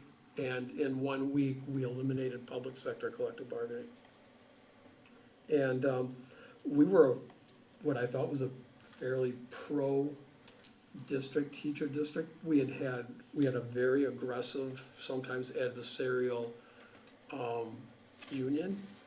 Prior to that, the bargainings were always tough, and the relationship was always a lot edgier than we wanted it. But we survived and got along. But when Act 10 hit, WEAC decided that we were gonna be one of the boards that they took over in opposition to that, okay? Because if they couldn't collectively bargain, one of their themes was to take over the boards so that they could get where they want. And I'm trying not to be political, because I'm not. I have 2 daughters who are school teachers, but it became an attack on our board, and in 3 years, we lost 5 board members. We lost 2 presidents, 2 elections, and the people who came on the board had agendas, okay? So like the first night after, we had 1 board election where our president got thrown out, the next election somebody else went, and the next election there were 3 up, okay? A group of 3, including our board president, they all lost. Okay, and there were 2 of us standing. And that night that the majority turned on the board, one of them got elected president, and we normally sat with board president there, superintendent there, and then I sat right there because I was the next senior person. And the person who took the board's chair looked at the superintendent and says, "You're sitting there," and looked at me and says, "You're sitting there." That's how we started 2 years of total dysfunction. I'm gonna tell you, the table is, I'll get you into the table in a little bit, but that was one of the signs of dysfunction. So that was a pretty rocky road, so instead of now having Camelot, I was a member of, I was 2, and there was 5, okay? So I had a way different role, and it was a real adversarial board with different views, really changed quick, okay? And so I had to learn to live on a board and try to function in a way different manner at that point in time, okay? And then the next year, after that 3, my seat was up. And I was public enemy number 1, left standing. I'm at Boardman and Clark, we're management lawyers for school districts around the state, so it was real symbolic. And so I got targeted hard by WEAC, and they ran somebody against me, and I think I spent $7,000 to get elected. But it was really an important election, and we were door to door, we had legions of people out, and there was somebody else running with me, or the second seat was up, and so we went hard at it, and we won, okay, and it sort of broke it. We walked through, and then the next election, you know, we started to take back, because people were starting to see the dysfunction that had taken place. And we moved into the next second Camelot phase gradually, where we ended up building up trust between the board, and you know, that dysfunctional board was really antagonistic toward administration, you know, and we were trying to do everything we could do to hang on to our administrators. Especially our superintendent, Brian, who ended up serving, during the Camelot year, we hired him because Linda retired. Brian served for 14 years, so, and now we've got Leslie Bergson, she's been there for 3, so we've had 3 superintendents in 33 years, okay, which is it really helps, okay? But we hung on to them, and we went into the second Camelot phase, and I'll tell you later about the paper we wrote in there, but it worked out pretty well. And then COVID hit, okay? And, you know, we went remote, okay? And then we did a phase-in, and we did masks, and, you know, it split our community like it did every community. And the dialogue got really bad, and really personal. And that's when I got to be board president. Okay, so I'm board president the first year of COVID. That was my 4th year as board president with a brand new superintendent. Okay, and we had to go through that. There was a group that came out. So I was, at that point in time, there was a group on the right who wanted to come back into school and not mask, and they got really mad at us because we were back in school. We're not back in school, and when we did, we were masking. And so there was a website, a social media site for them that was out that they run. It's still out there. I have a day named after me. It's like Steve Zock Day, because I made some statement at a board meeting that they took offense to that I thought was pretty benign. But so even to this day, it's coming up. I wonder if I'm going to have my 3rd anniversary of my day. Okay, so I'm still attacked on that board, and I got accused of being pro-teacher, pro-union, WEAC union, and I just laughed because like 6 years before I was being targeted by the teachers union, you know. So it's been, as you can see, it's been a really up and down ride. Okay, with different types of boards. I've served under 3 superintendents. One when I've been in the majority, and when I've been in the minority, when it's been functional, when it's been dysfunctional. So I've learned a lot through there. But the one constant was a growth curve in terms of learning how to be a good board member. So it doesn't stop, okay?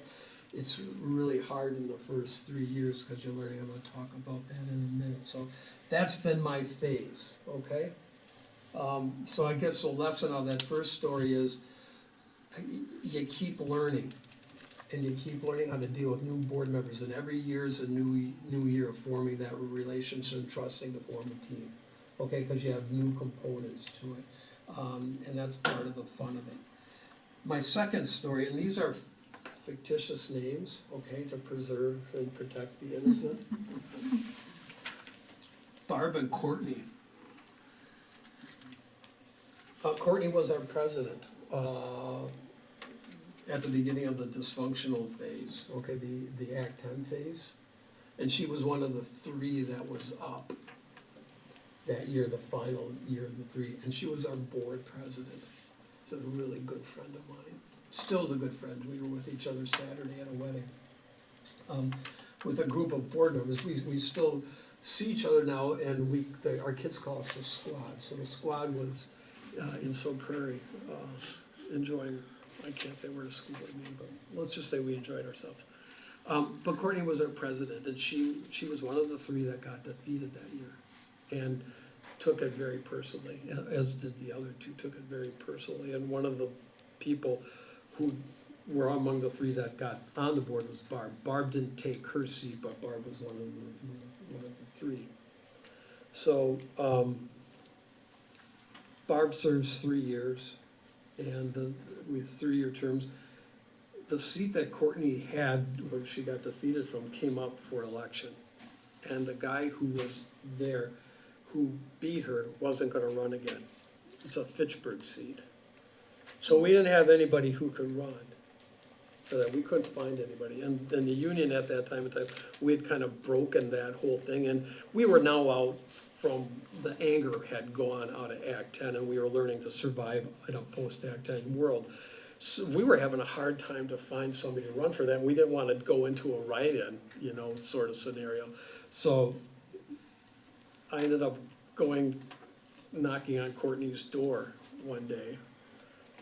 And she goes, I know what you're gonna ask me. No way. Absolutely no way. Well, like an hour later, she's doing ultimatums for me, okay? She's saying, okay, I'm gonna do it under these conditions. One is I don't have to go to expulsion hearings. I said, well, no, that's not gonna happen. And number two, you're not gonna put me on a committee. No, that's not gonna happen. If you're gonna be on a committee. So, okay, then you've gotta promise me that, next year when you're up again, you're running. And I had planned to step down. I don't know why the hell do you get to 22 years? So that's because I made a promise to Courtney, okay. I had to go home and talk to my wife about it. Says Courtney's gonna run if I run again. And she goes, well, you have to run again because there are things I had to do. Brian was gonna step down and we had another referendum, so I probably was gonna run again, but she sealed the day. So Courtney ends up running unopposed and winning. Barb ends up running unopposed and wins. So now you've got Barb and Courtney on the board together. And Courtney's still really bitter about that. That left a really bad taste in her mouth. And now she has to serve with Barb, who had become a really good board member in those 3 years. I mean, she developed and learned and got out of agenda time real quick. And became a good board member, but still there was an ice between those two the first year. And I wasn't board president at that point, I was the second year. And I mean, they didn't talk. They were cordial, but they didn't talk. So fast forward to the end of Courtney's, the other promise was, Courtney said, I'm only doing this for 1 3-year term. You don't come back to me. So Courtney and Barb's last meeting in April, I turned to Barb, and we usually at the very end, before we adjourn, anything you'd like to say. We all said nice things about them, but I said, Barb, anything you've got to say? And she went on for 4 minutes, because I was timing it, saying the nicest things about Courtney, about how she wasn't sure how this was gonna work out, and they knew that the relationship was tense, but she grew to respect Courtney and the leadership that she brought based upon her past and her commitment and passion to our kids, and how she really enjoyed working on the couple projects. And it was really cool, because that was not 3 years before. And Courtney got the last word and did the same thing back to Barb. Those are two people who would not have functioned well together that first year, and grew grew through working on board stuff to appreciate where they were coming from and putting whatever had happened, the really bad stuff and it was a really brutal election. A lot of mistruths and lies and in that election, and they put that beside them and they became different individuals but the same team, okay? So, and part of that is because we worked really hard on making sure that we were all pointed in the right direction. One of the things that our superintendent did when you got on the board, every time you got on for a new term, you got a little pin, and it was a compass. And he said, make sure that compass is always pointed north when you're at the board table. Every decision that you make needs to be aligned with north, and north always points to the student. Always.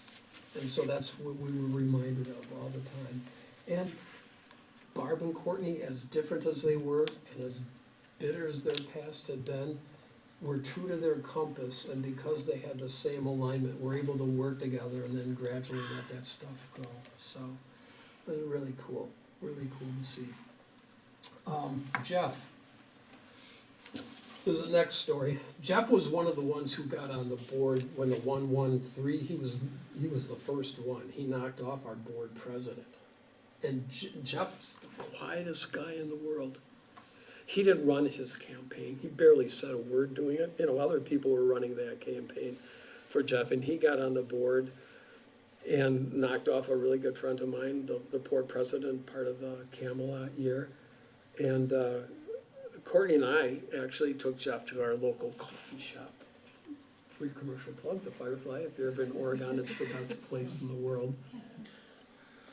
And sat down and said, you know, we're not real happy that you beat our friend, but we're willing to work with you. And you just got to listen, because what you heard and what was said out there and, you know, the agenda types out there isn't necessarily what you're going to hear.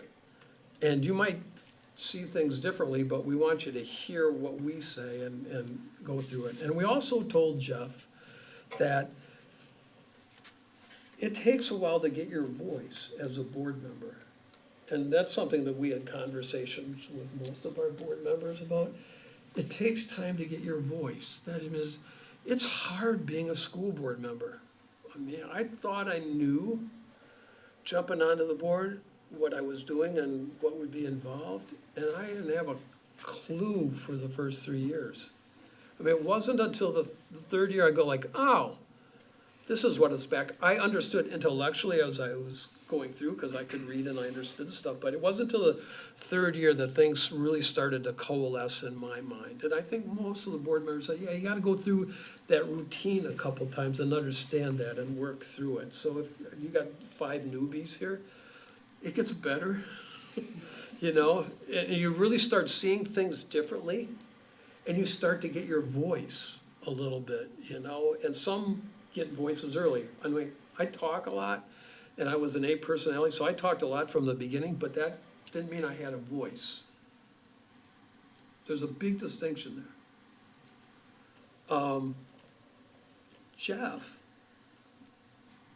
after very seldom said anything at board members, usually voted what I thought was the right way on stuff. But he didn't talk very much.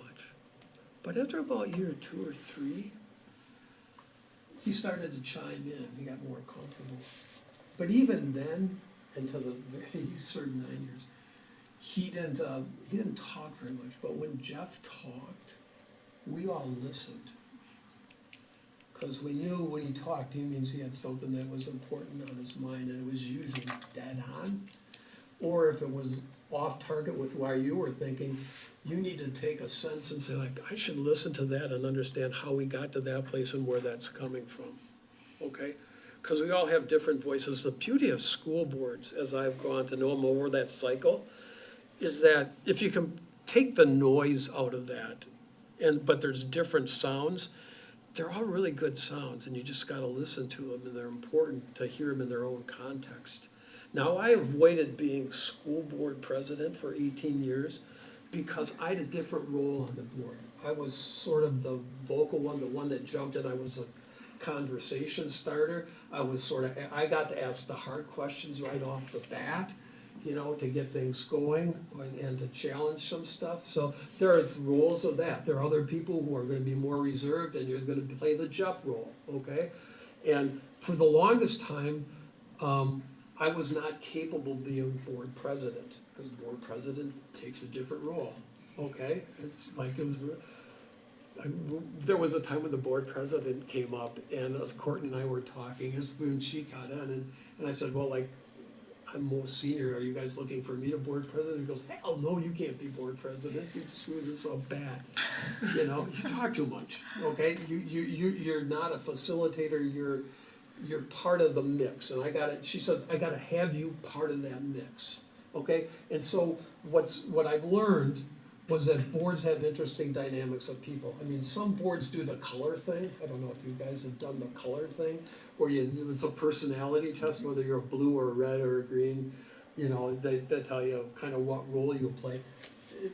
You can intuit that, but part of the challenge about being a good board member, if you really want to work on a functioning board, okay, if you're really committed to being on a functioning board, is to understand where everybody fits in that mix and what role they play and what their voice is. Voice is really important with that, okay?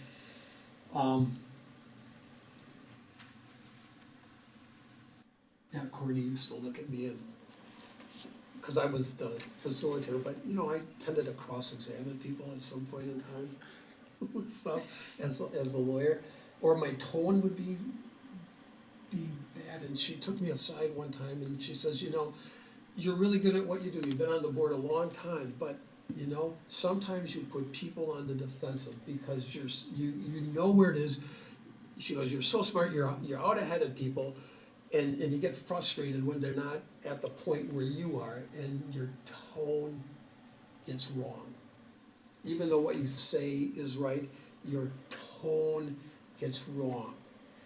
And she says, I'm gonna give you a cue from the board, so when your tone's getting there, because we don't want people to go on the defensive. So she had what I called the glare from the president. She would look at me and I'd be talking and she'd go, and I would laugh and then we'd go on. So everybody caught on after a while and they said, gee, you're being better. That's just another point of tone's really important. If you have something in terms of the voice, how you phrase questions and the tone you use and the manner in which your question is important. I mean, if you're on different tracks in terms of where you're thinking, the worst thing you can do, I've learned, is to use a tone or to approach that argument in a way that puts other people on the defensive. Because once they're on the defensive, then you get adversarial in the discussion. And that doesn't help anyway, as opposed to trying to meld everybody together. Okay, so that's kind of the tone. Here's my favorite one, that's the table. I once made a motion. This was in the dysfunctional years. To remove from the table, the motion to table, the motion to move the table. I get to teach sometimes parliamentary law. So that's how I open it. I actually made a motion to remove from the table the motion to table, the motion to move the table. Okay.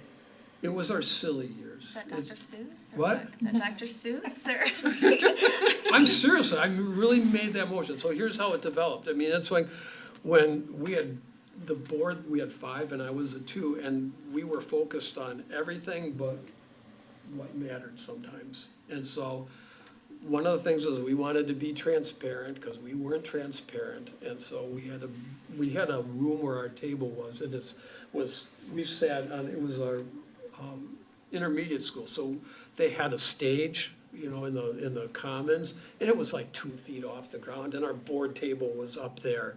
You know, it facilitated us seeing them and them seeing us. You know, but to some, we needed to be on the same level as them. So the motion, they got on the agenda somehow, is the motion to move the table. They thought we had to deal with that by board action. So there was a motion to move the table. And so I said, well, I'd really wanna look at whether we should do it in this building or some other building. You know, I was just joking around at that point in time. And so I said, we need to study this more, so I moved the table, the motion to move the table. I got 4 votes. Cause they really, oh yeah, we should think about, maybe we should go somewhere else, or, you know, maybe there's somewhere else we can. So we moved the table, the motion to move the table. So then I called the board president up, you know, in the in-between week, I said like, you gotta put it back on the agenda, okay, the motion, you know, the table. And I'm gonna have to move to remove it from the table, the motion move the table, the motion move the table, so. That passed, we moved it off the table, and then the motion got put back on the table to move the table. And that passed, we moved the table, we sat down on the floor with everybody, and guess what? 4 months later, everybody was yipping at us because they couldn't see us or hear us because we were, and we moved it back up. Under that. But we didn't need a motion at that time, okay? You know, that's silliness, you know? That was the time when, remember I told it was the WEAC time and I was targeted by WEAC and I got back on. And by the way, by the time I got off the board, our WEAC unit was still certified and we were doing, I was meeting monthly with WEAC leadership in our district. We got along famously. They actually said really nice things about me. So just so you know, we ended up holding hands and singing Kumbaya by the time I left, okay? And we were very effective during COVID, okay? So but there was a time when that wasn't so nice. So I got back on the board and, you know, remember I was being targeted. I had an opponent when I spent $7,000. 3 of the board members on a board of that 5 campaigned against me. Actively campaigned against me, had signs for my opponent in their yard. Okay, so now I win. And I'm on the board with, that is sort of like Courtney and Barb. And the board president, and he and I didn't get along very well, okay? But we were cordial to each other and he invited me to lunch after that. And he said, well, what do you want to do? How's this gonna work? And I said, like, look, you tell me, okay? I'm okay, I've worked with that group for 3 years, but I don't know how that's gonna be, because they were active campaigning against me. And he says, I tell you what you will do. What do you wanna do? What's your goal for the year? I said, well, we're due to write our next paper. I mean, we were starting to write it 2 years ago, 3 years ago when this all started, but that just got put on hold. We need to write our new paper. He says, well, you do the draft. You write anything you want and bring it to me and we'll work through it. That board, which was a 5-2 board that had, you know, a group campaigning against the 2 of us, we ended up doing 3 amazing things that year by 7-0 votes. We authorized a referendum. 3 years before, we had gone out for a $35 million referendum, a building referendum, that failed, that was part of the stuff. This board authorized a $55 million building referendum, $20,000 more, 7-0 vote, including the very same folks who ran for the board opposing a $35 million referendum. We did that with a 7-0 vote. Then we had $85 million worth of projects that we needed to get done, that we had to prioritize into that $55 million. We did that by a 7-0 vote. With a lot of compromises, a lot of back and forth on that, in terms of where we needed to spend that money. That passed in our district by over 60%. You know, when it had gotten beat at $35 million a couple of years ago. And then I brought the first draft of the paper to the board, and we collectively worked on that for 6 months and passed it on a 7-0 vote, and it went through our faculty and our administrative team. It's just a terrific piece of work. It's a really good paper. It's called The Path Forward. Started out as the one-room schoolhouse, and we rephrased it to the Path Forward. It's a really good paper. But that's a board where it was, it could have been a real train wreck board. And then the reason it was is because it was the really significant things that we had to work on that were important in the district that we knew we had to work on together to get done, and we got done and put all the other stuff behind. And that included me, okay? I mean, I could have really train wrecked that if I wanted to. But I didn't, and they were willing to come along, and the board president was willing to say, what do you want to get done this year? So even when you've got a board that's really like that, you can pull together. And what year was that, when this, for how Oh, many years geez, have you're you asking me been? that.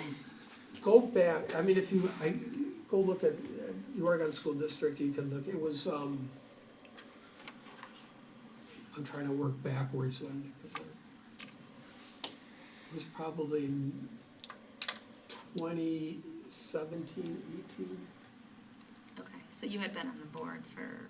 I've been on, yeah, at this that was, I was like 3/4 of the way through. Okay. I had not yet become president. I Okay. succeeded him, Okay, okay? I was the next year I became president, so it was 7 years ago, okay, which would have been about 2017. okay. So I'd been on the board for a long time, okay?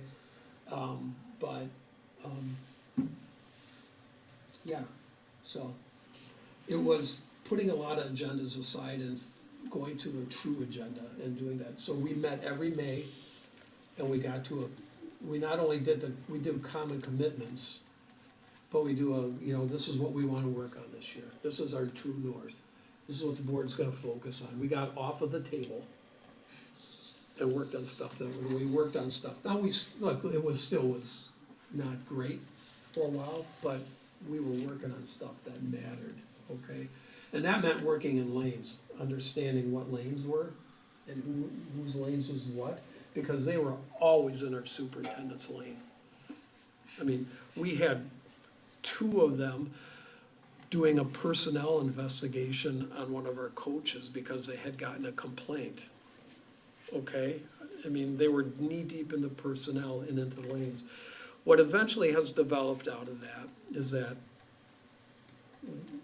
you look at policy and operations. We're policy, they're operations. I mean, Drew's told you that stuff, and I think you've probably gone through exercises on that. You've got really good policies on that, so I've highlighted some of the stuff. I'm not gonna belabor that, but, I mean, in terms of lanes, we can talk about board's policy and administration's operation and day-to-day management and control of that and guidance, and there's your CEO. There's a difference between who are legislators, which you are not, and board members. You're like a nonprofit board. You hire somebody to run the operation and you guide it from above. We thought of it 2 ways. The board president, one of the board presidents, our steam fitter, phrased it this way: your best role is if you're 30,000 feet up and 5 years out. And that's what's been a mantra on our board for a long time, 30,000 feet up, 5 years out. That's what you were doing tonight. You were telling them what to do, they're telling you where we would go. Your job is, in 5 years, where do we want the Lodi School District to be? That's where the fun is. When the board president says, what do you want to do? I said, I don't want to play around in all the stuff you guys are playing around in. Let's do the paper. And when the paper got on the table and we started working on it, they had fun, and that became fun. And I can tell you, after 22 years, the most valuable role I served as a board member is helping vision with 6 other people where the district could go and what's best for our kids. That's really fun, even when I was working with people that I didn't necessarily like, and at times didn't respect. and you can do it, okay? But that means you're working on stuff that really matters, and for our board mantra was 30,000 up, 5 years out. That's really fun, then you make a difference. Because if you sit and worry about the table, right? I mean, we substitute whatever issues there is, okay? And every board has their issue that becomes the table, that creates division and rancor. You gotta ask yourself, do I wanna make the motion to move the table? All right? And whether you wanna go there. And so lanes become important.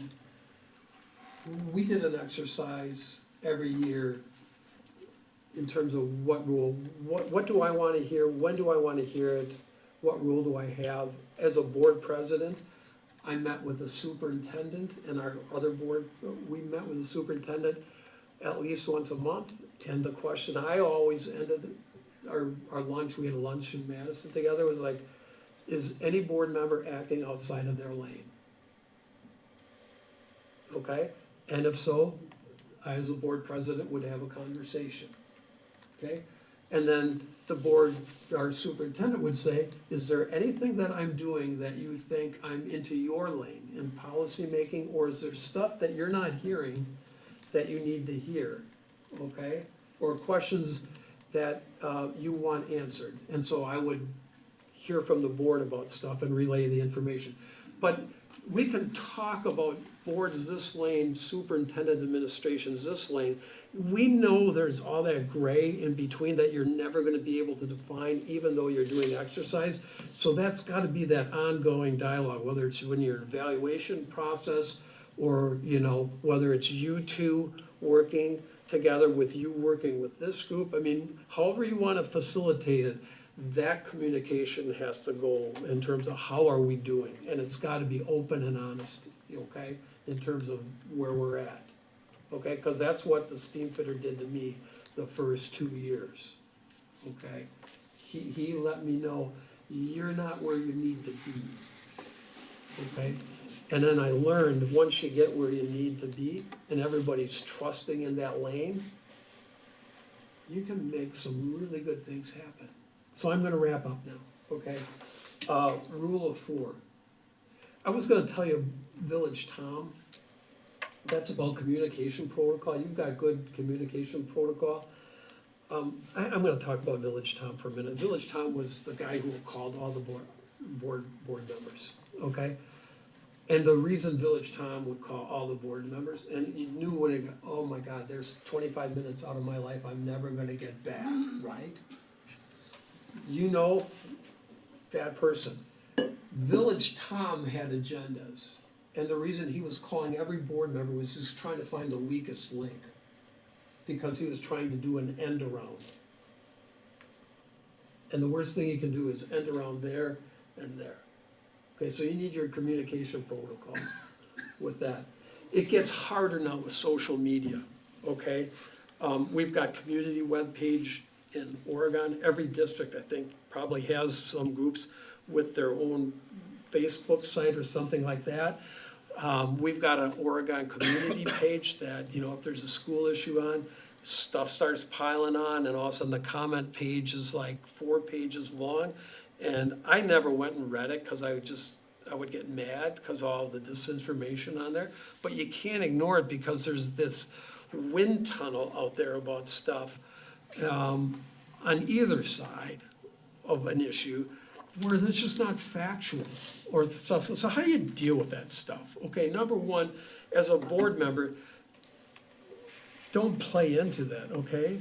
I mean, if you play into it, you're looking like you're a representative of the board, or people will perceive you to speaking on behalf of the board, and then that impacts the relationship here, okay? And what I've been talking about is when you get together as 7, you gotta have that ability to trust one another, and if people start playing on social media game stuff, that has a tendency to backfire really bad, and I've seen it happen. And we had a board member who went on and said something innocuous, and it got spun for weeks, okay? And got other board members mad at that board member, And it took a long time to repair that. So before you go on social media, think about, if I look at this in a year, am I gonna be proud of the fact that I posted that? If I put this on there, how's that gonna impact my relationship with the other board members who I should have a commitment to work together with? If I post that, what is the public's perception going to be in terms of where I stand and where the board stands? And how does it impact the board and the school district's reputation? Think about those things. I mean, I talk about that in a different context than the employment end, you know, with emails. And my message there is, remember, anything that you put on social media or in an email is now digitally preserved forever. And before you post it, you need to think about that on social media. Do I want this, what I'm saying, preserved forever? And two, if I look back on this in a year, and I'm gonna be glad I said that or not, and how's that impacted it, okay? I don't know what the good solution is with social media, okay, and how it impacts it, but I'm gonna leave you with the rule of 4, okay? And I learned pretty early on that nothing's accomplished unless you get 4 people to agree to it, right? None of you have any power individually. You've heard that before, it's in your policy. I mean, if you look at that page 1, your powers and duties as a school board member, you say the school board of a common or union high school shall, and it gives you your powers, okay? And then 12013, the school board can do all things. Notice it says the school board. It doesn't say school board member. You have absolutely no authority outside of a regularly or properly scheduled and noticed meeting. Okay, none. You know, so like we had to tell one of our board members, you can't go into the school unannounced. You've got to go through protocol just like what do you mean, I'm on the school board? So what? You have no authority. You're a member of the public if you're not at a meeting. Period. So it's the rule of 4. Okay? And that means if 4 people agree to something, it becomes board policy. There was a time, I've been on the backside of a lot of issues. Okay, and I've been on the 3 end, or the 2 end. I've also been on the 1 end, where I was the lone dissenting vote, and I don't like cameras in school buildings just for the purpose of putting cameras in buildings, and I had a real problem with them being put in places where we weren't really focused on securing the building, but modifying behavior of students. I thought that was an improper use. We got into that argument, okay. I lost 6-1, and I was really vocal about that. And I just didn't like it at all. But it became board policy. So it became my policy, okay? I still don't like it, but it's our policy as a district. So the newspaper was baiting me to give quotes, you know, to try to bash the policy, do that. And I said, hey, the board voted 6-1, my argument's been prevailed, but it's a board policy, we're gonna do that. And that's what you gotta do, okay? Because, this is my wrap up. I'm doing good, because I got it in an hour. As I look back on 22 years and you saw my journey, the cycle with stuff, good and bad, the thing that I'm most proud of is how much I developed as a board member and how much I grew after all those years, and I grew every year, and I thought I knew becoming president that I would be a good president. I didn't have a clue. I mean, I really had to work at being a good president, and I learned a lot during that. But I learned to work with good boards that I really liked and people I really liked and function well, and that took some doing to learn voices, but I also had to learn to work with those people I didn't necessarily agree with or respect. And what I was really proud of is that we were able to do that and form a team. You can still form a really working team. There's a reason they call you a board, okay? They don't talk to you about individual board, and even if you've got sort of like this, you gotta find a way to come together every year to be functional and to keep that compass pointing north, to do exactly what you were doing tonight was, the reason you were talking in those corners, this is all about kids, okay? And you can have different views about how to get there for the kids, but if you focus on where you get there to kids, it becomes less about the debate and who's winning it, and about really sifting and winning, and if you're on the 3 end of it, okay. Okay, but what do you want your legacy to be? I sit down and counsel individual board members who are really problematic, so I said like, okay, right, you're mad, you're angry, you've got a constituency that you're dealing with, you got an agenda, it's different than those guys, but big deal. You don't have 4. So what do you want your legacy to be after 3 years? That you raised a lot of noise and you created a lot of dysfunction? Is that what you want it to be? Or do you want to kind of swallow that and use kind of the input that you have in your voice to try to help steer a little bit more your way? Quit putting people on the defensive. And if you don't get it, at least people can respect that you had 3 years where you're trying to do the best for the kids, rather than when you get off, at some point in time, people saying like, I'm glad that person's off because they didn't do the district and they didn't do our kids any good, they just made noise. What's your legacy gonna be? That's what I tell the ones that I have to isolate off with, okay? But that's a challenge for each board. Find your voice, trust each other, and keep your compass north, okay? So, you got business to do. I'm gonna get on my way back to Oregon. Thanks for letting me come out, and talk. Thank you. Yeah, okay. Very interesting. Some info, thank you so much. Any other questions for Steve? And I'm willing, if you ever have topics that, like more in depth. Absolutely. And stuff like that. Are we okay to email? Yeah, this? if you have questions with me, you can. Okay. Yeah, absolutely. Thank you so Yeah, much. bye. Thanks, Steve, appreciate it. Thank you. Yeah, I was wondering. I think we're gonna take a 5-minute break. That's fine. And then we'll come back. Sounds a good idea. Perfect. Do you guys have a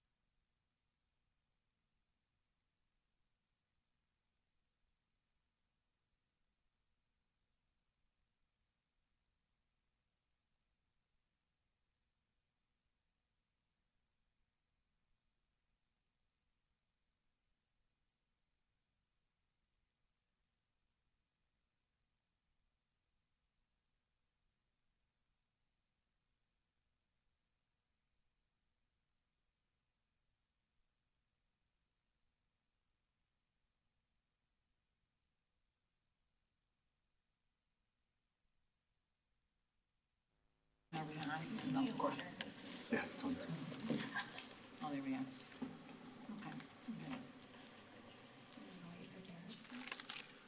Do we have to? Okay. All right, let's go on to our professional practice goals discussion. Yeah, so over the past few years, the School District of Lodi has created several opportunities for staff to participate in guided professional practice goals. Those goals are linked to a staff compensation model. Staff have to participate in a professional practice goal for compensation. The district once again is planning to offer staff the option to participate in structured PPGs. The options being considered for the upcoming school year are listed, and I'm going to have the different administrators kind of walk through what those different options are. Staff. Communication, yeah, community connections. Yeah, I can start with community connection business partnerships. So again, we're excited to have the possibility of potentially offering this goal again. We've seen a lot of growth in this area over the past few years in the school district of Lodi, really having a cohort of educators that come together to focus on building those community classroom connections, specifically with businesses or service organizations in the community. We've seen a lot of growth in that. We've had a lot of people participating in that goal, and piggybacking on that goal is the annual now Jobs Fair and Career Fair that we are able to host. And so this specific PPG would allow us to continue being focused in that area. Want me to go next? Sure. So SEL PPG, so this is an area that we have continued to focus on through our Pillar 2, nurturing the whole student. And if you, when you stopped over by the LES and OSC portion, you notice that the way that we do that is through not only the classroom lessons, but through advisory and through morning meeting, closing circle. And what is the name of it at the high school again? Advisory. Advisory, yeah. And so this is an opportunity for us to really focus on making sure that kids are getting access to foster and to develop and to use those skills. So that's really why it's called that, and why we really believe it's an important piece of what we do, right? So it's one part of what we do. And another piece with the SEL PPG is it's been really good for me to be able to partner with Adria and with Jason to be able to understand what this looks like K-12, because it's a common practice here at the elementary school, which is something I'm familiar with, but what does this look like K-12? You're gonna take the PLC. I'm gonna take PLCs. So this will be the third year where we continue. No, we're good. We're good. Sorry. So we're gonna continue our work with PLCs, which is professional learning communities. And the first year we did this, 2 years ago, we really gave an overview for our staff to try to really help define what it is. Last year we really focused on helping teachers understand, like, how do we define what students are expected to know and be able to do. And this year we're going to take another step, and we're really going to look at trying to become more data oriented in our instruction. And as a part of that, getting to that piece, we're going to really look at how can we design assessments around that so that we can have really quality data that we can use to improve our instruction. Yep, and we will continue to have a PPG that's focused on our assistant groups, so our educational assistant and our administrative assistant. I want to give a quick shout out to Elise Kearney, who leads this group. She's our 612 instructional coach. Last year we were really focused on, she did a lot of work around creating a mission and celebrating the work that our assistants do with that video that she shared out at the end of the year. This year's focus is really around helping our EAs understand student behavior and then knowing how to respond in different ways to student behavior. So they'll be engaging in readings, conversations with each other. They do a lot of work with scenarios and also on personal reflections. So all of the goals that you've heard about so far are goals that we would be asking to continue, and they're goals that we've done for the past few years. What we've also heard as administrators is we've had teachers come to us, or educators come to us and say, you know, I really appreciate these goals. However, I have this unique idea where I would like to help grow the district forward by providing leadership in said area. And there's a handful of staff who have come to us throughout the school year and made such a request.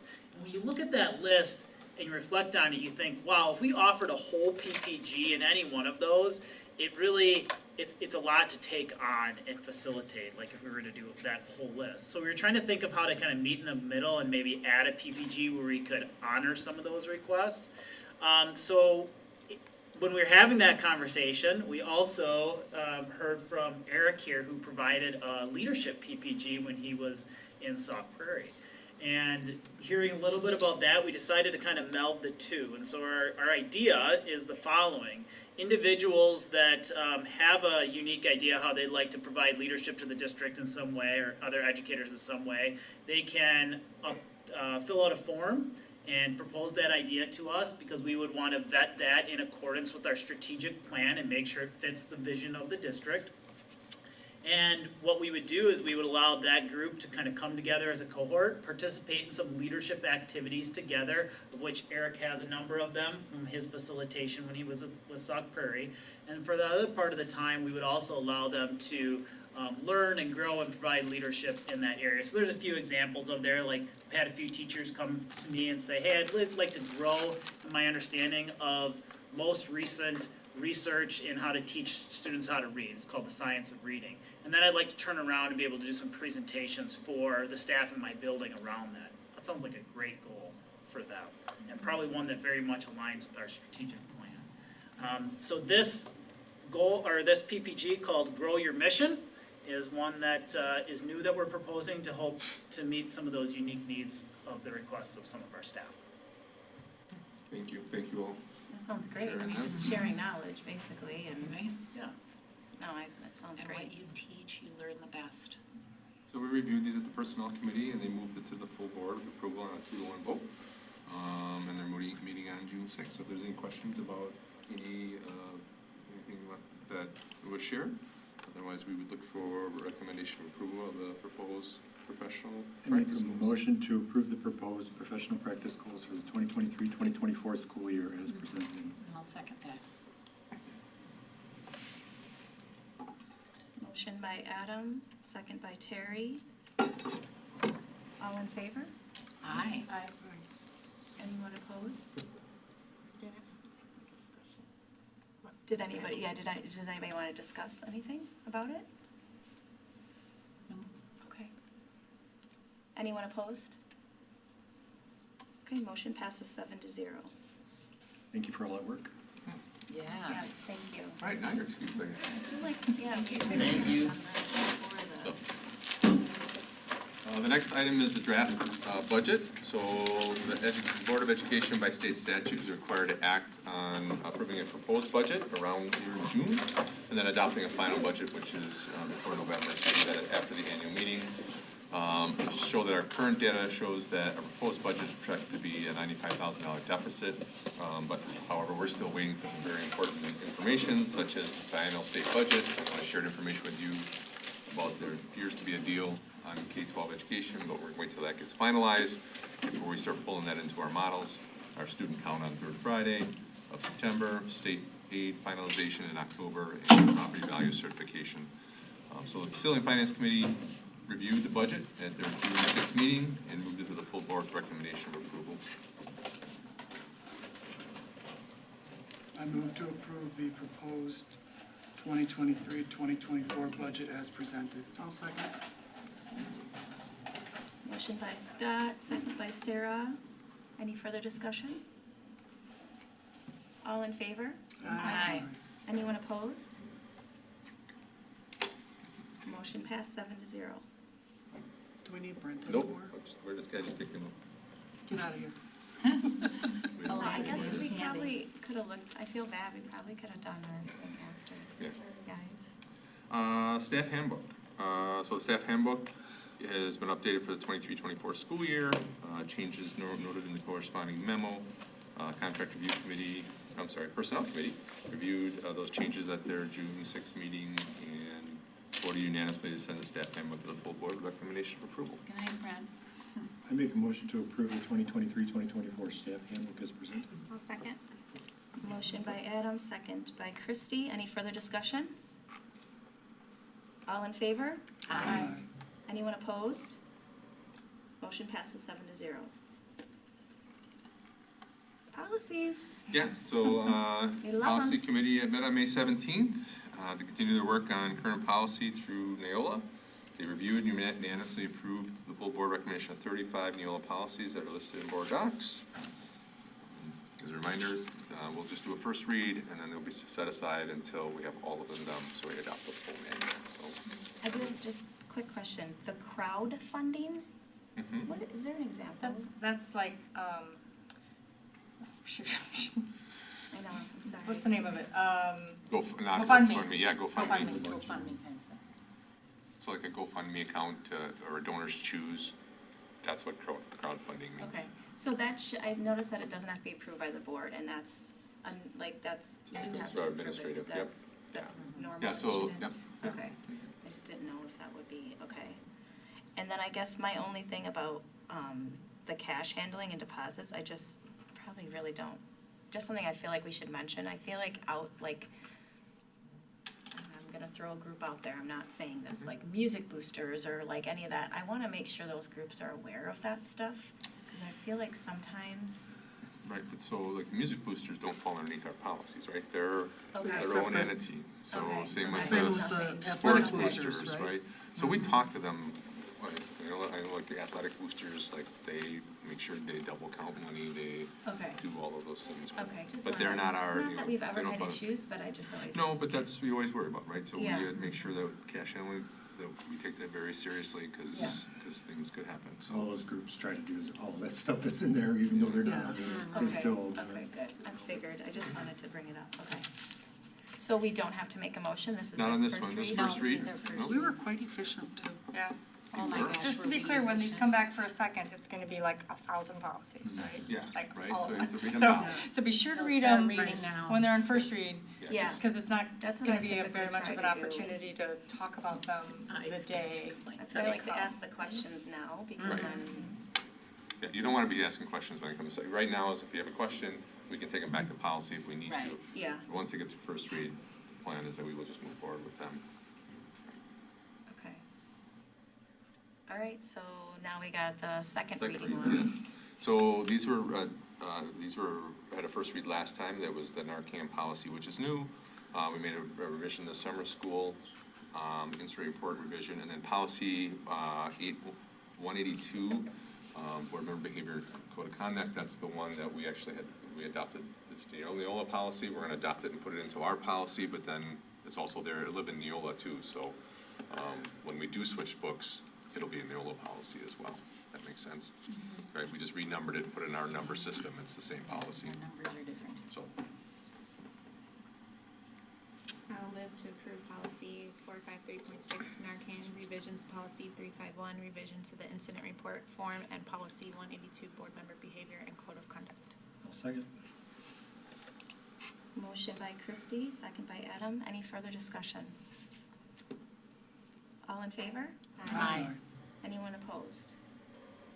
Motion passes 7-0. And gifts and So we donations. have a donation from Jeannie Potts. Yeah.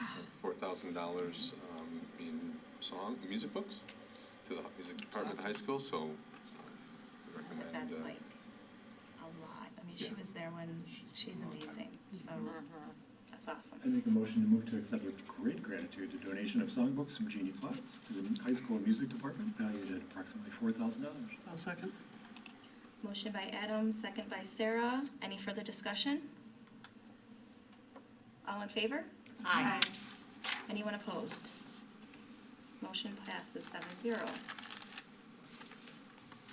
Okay, committee reports. CISA 5. So we had two meetings. First meeting was who's gonna be on the CISA board, and Lodi has been there many years, and so some other school district could have came in. So I self-nominated, and we're back on as a representative again, so there was no opposition, so we just wanted to.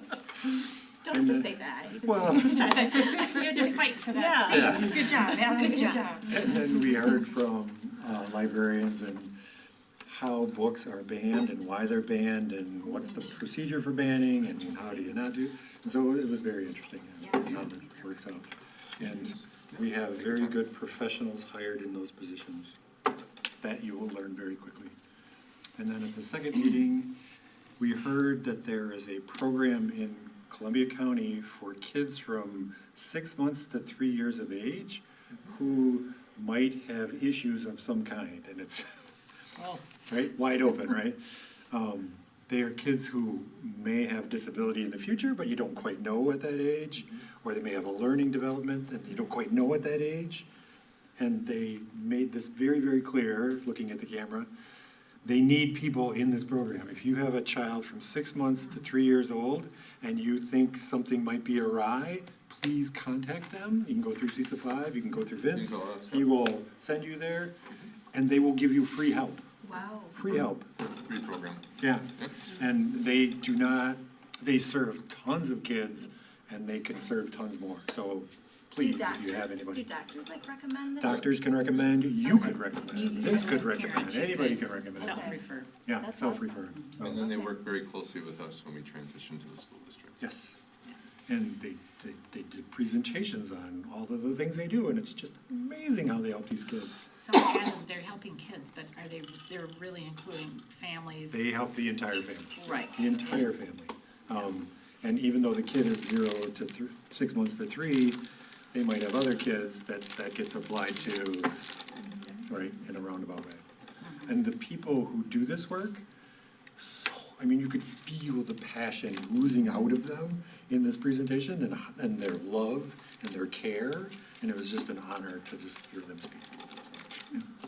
I love those CISA 5 meetings. And once they hit 3, they become our responsibility. Yes. So they come to our early childhood programs. We have Right. kids who are being Right out of there into there. Yeah. That's awesome.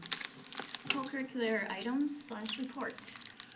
Baseball, the Lodi baseball team finished the season with an overall record of 18-8 and a conference record of 9-1. Finished as Capital Conference champions. Earned a number 3 seed in the playoffs, took on number 6 Baraboo. On May 30th, game went into extra innings and was postponed once it got too dark to play.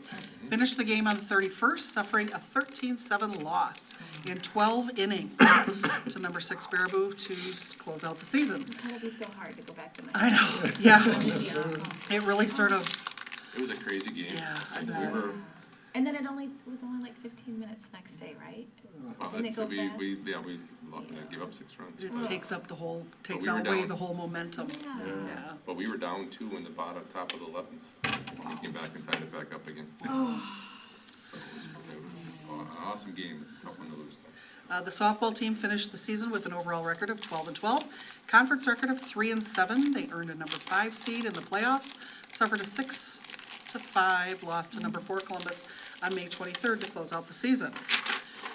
Golf, the varsity team finished the season 2nd overall in the Capital Conference. The team placed 3rd in their regional and 3rd in their sectional, coming up just 3 strokes shy of advancing to state. I hope I get these names right. Vinnie Kopp, Walter Beld, Brian Meitzner, and Kogan Barron all received all conference honors. Track and field team finished the season with a strong performance at the state track and field meet on June 2nd and 3rd in La Crosse. Men's team took 9th place overall, and women's team placed 10th overall. Following student athletes placed in the top 10. Aiden Groskopf, 100-meter dash, he's a 9th grader, 9th place, sorry. Paul Linz, 800-meter run in 4th, and the 1,600-meter run, 6th place. Paul Linz, Noah Hodek, Walter Beld, and Aiden Groskopf. Zach Nyquist, Ben Skellinger, 4x400-meter relay, placed 5th. Gavin Sargent, long jump 4th, triple jump 1st. Lily Strong, 100-meter dash 3rd, 200-meter dash 3rd. Olivia Hayroth, high jump 10th. Lily Callahan, pole vault 2nd. And Izzy Bay, discus 7th. And girls soccer, still going strong. They finished the season with an overall record, 12-7-1. Conference record of 5-2. They earned a number 2 seed in the playoffs. They won their first round Playoff game at home versus Aquinas. They defeated number 3, Adams Friendship, on June 3rd to clinch the regional championship. On June 8th, they traveled to take on number 1, Assumption, winning 1-0 on a penalty kick. They competed in the sectional final game, school history. On Saturday, June 10th, taking on number 2, Regis McDonald Catholic. Lodi won 5-2, advancing to state tournament for the first time in program history. They will take on number 1, Cedar Grove, Belgium at 4:30 p.m. on Friday, June 16th. At Yulheen Soccer Park, if they are fortunate enough to win, they will play in the state championship game on Saturday, June 17th at 7 p.m. I can say I have been to that facility. It is a great place to watch some soccer. I was there a few years ago. Right in Milwaukee. Mm-hmm. So if you want more information about the state games, look on our website. Yep. There is a link to, that has where it's at, how you get tickets. So it's 15 minutes past where you can buy a t-shirt anymore. But all the stuff, and, all the information that you need for the state tournament, so. Yeah, and I will proud of say them. lots of soccer families are sharing it, so if you know a soccer family, they've probably shared it on Facebook. Right. It's all over the place, so. OSC. Okay, so I went to the OSC meeting. It was my first meeting, but I had been the liaison to, in the past, so. So the OSC musical went well. They've had some community connections with like the chamber and so forth. The chicks are all done. These notes here. Final project presentations. Plant sale went well. So they do fundraising and so forth. They're doing the lemonade stand over the summer, and Adams Science Club people, a proprietary lemonade recipe. So if you're at the fair, check that out. And it's very good. It is very good. A lot of the meeting was talking about the literacy update. Nick was there, Vince was there, and we're talking a lot about the literacy program that LES has chosen, and OSC needing to decide what literacy program they are going to use.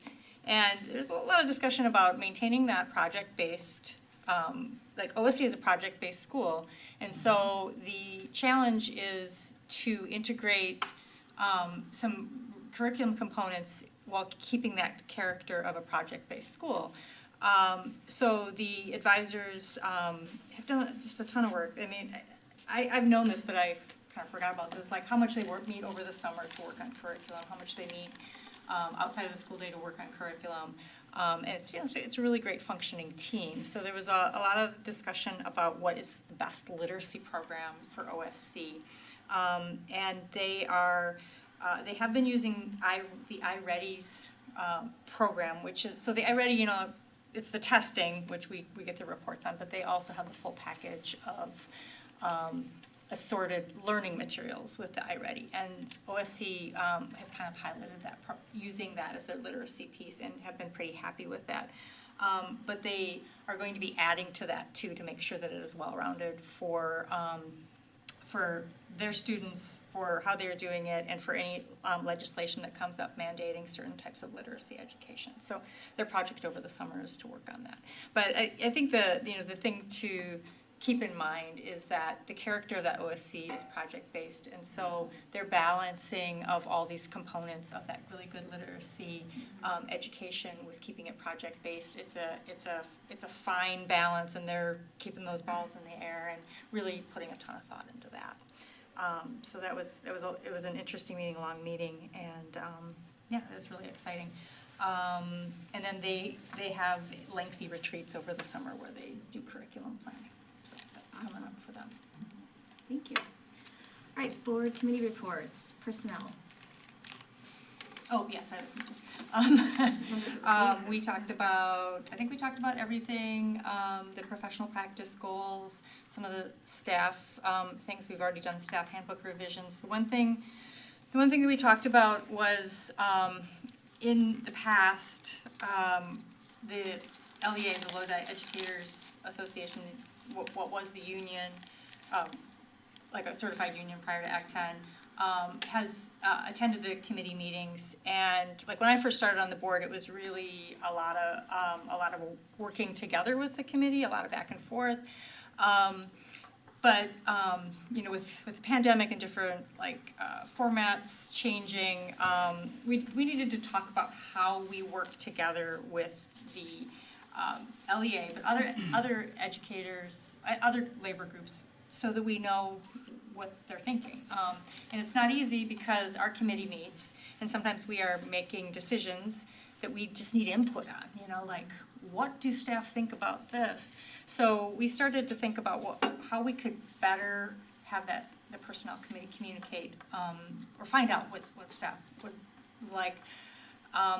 And also then, if the meeting is an open meeting, we have to have agenda items, so there's not a lot of opportunity for like free-form discussion, at least in the way that we sometimes need, you know, ideas and so forth. So we talked about a number of options, whether we had a specific agenda item or special meetings or whatever. What we decided to do is that the committee chair would attend a working meeting with labor groups, maybe like quarterly. And that would be like Vince, Brent, and then invite educators, staff to come to those meetings and brainstorm. And then as we were having this high school presentation tonight, where Jason was talking about the interviews with the staff and so forth, I'm like, okay, we need to connect with them about what they started doing, because that's the kind of thing, is like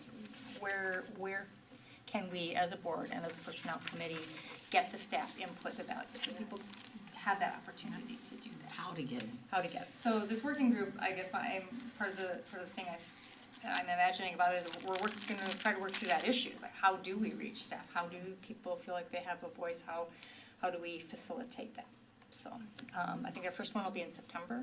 So then I'll be able to report back to the personnel committee, and I'm really excited about this. Yeah, that's great. Curriculum.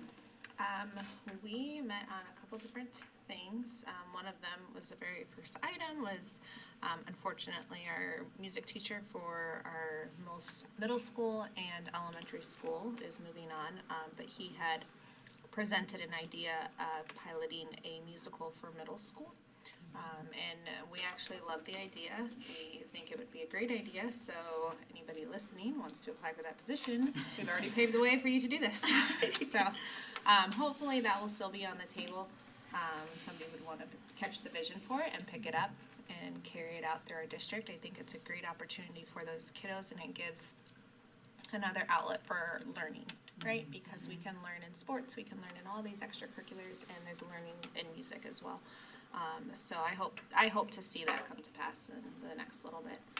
Michelle Howe came and presented a proposal to adopt Open SciEd as a foundational curricular resource for the 6-8 science, and she had actually written a grant to pilot this, and I just think it's amazing that teachers and educators that go above and beyond their day-to-day, let me just teach this material to our students, but they see a need and they take that lead and they write those grants. Grant writing is not easy, and she's been successful at it multiple times, so I think that's amazing. But they piloted this program, and as a team, they all agreed that it would be great to carry out through our 6-8 level, and we voted that hands down. We just thought, this is great, let's do it.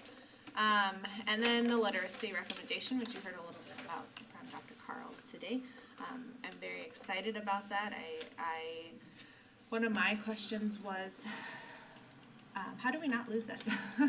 And I think we have some really good people in place to be able to carry this out and to solidify it within our district. As we've heard, new legislation is coming down, and I don't think we know exactly what it is yet, but we touched on OSC and what they're doing and what that's going to mean for them. So I really do appreciate that Dr. Carls was ahead of the game on this for us, and as well as you, Vince, because I know you were spearheading that with Mr. Schuneman. And let me just say, him doing that in his first year and not being scared to do that, like having having that foresight to say, this is what we need, and I'm gonna do it. It's that 30,000 feet up 5 years ahead thing. Yeah. They were given a deadline. Yeah, yes, they were given a deadline, and I'm thankful that, they met that deadline. Yes, and it's important. I mean, I think, and we met with them, like, even before Mr. Shinman was hired. I was a part of a training last summer with OSC in the elementary school, looking at phonics, and we had that training and some other training, and then we had a conversation afterwards, like, what do you want? And both of those schools, number one on their list was aligned curriculum, right? So we keep bringing them back to that, like, this is what you asked for. Right. But then it takes time, right? You just can't, you know, this is a 15-year investment, so we're gonna make sure we pick the right curriculum and it works. So they've done a great job, Mr. Shinneman and Dr. Carls, in shepherding that process through and honoring staff voice, and having those conversations. And they picked 4 highly rated curriculums that they chose from, and so it wasn't a slow process, right? They looked through, they had the vendor come in, they then found another school that was using that curriculum. They went and visited, or visited with those teachers, or had a conversation, had our teachers visit with those teachers, talk through that curriculum, had the curriculum materials to look through, and they had a literacy group that narrowed it down then to 2, and staff were able to vote on it, right? And no literacy program's perfect, but it will meet, we think, what the legislation will be, and it meets best practice. And they're all comprehensive programs, and that's the issue with OSC, is that one's not a comprehensive program. They're gonna have to add some things to it. It will be, we believe, in a couple of years. iReady does have comprehensive programs at the K2 level, and we adopted iReady Math because it's the same way. It's a very comprehensive. They just don't have a comprehensive program at 3.5.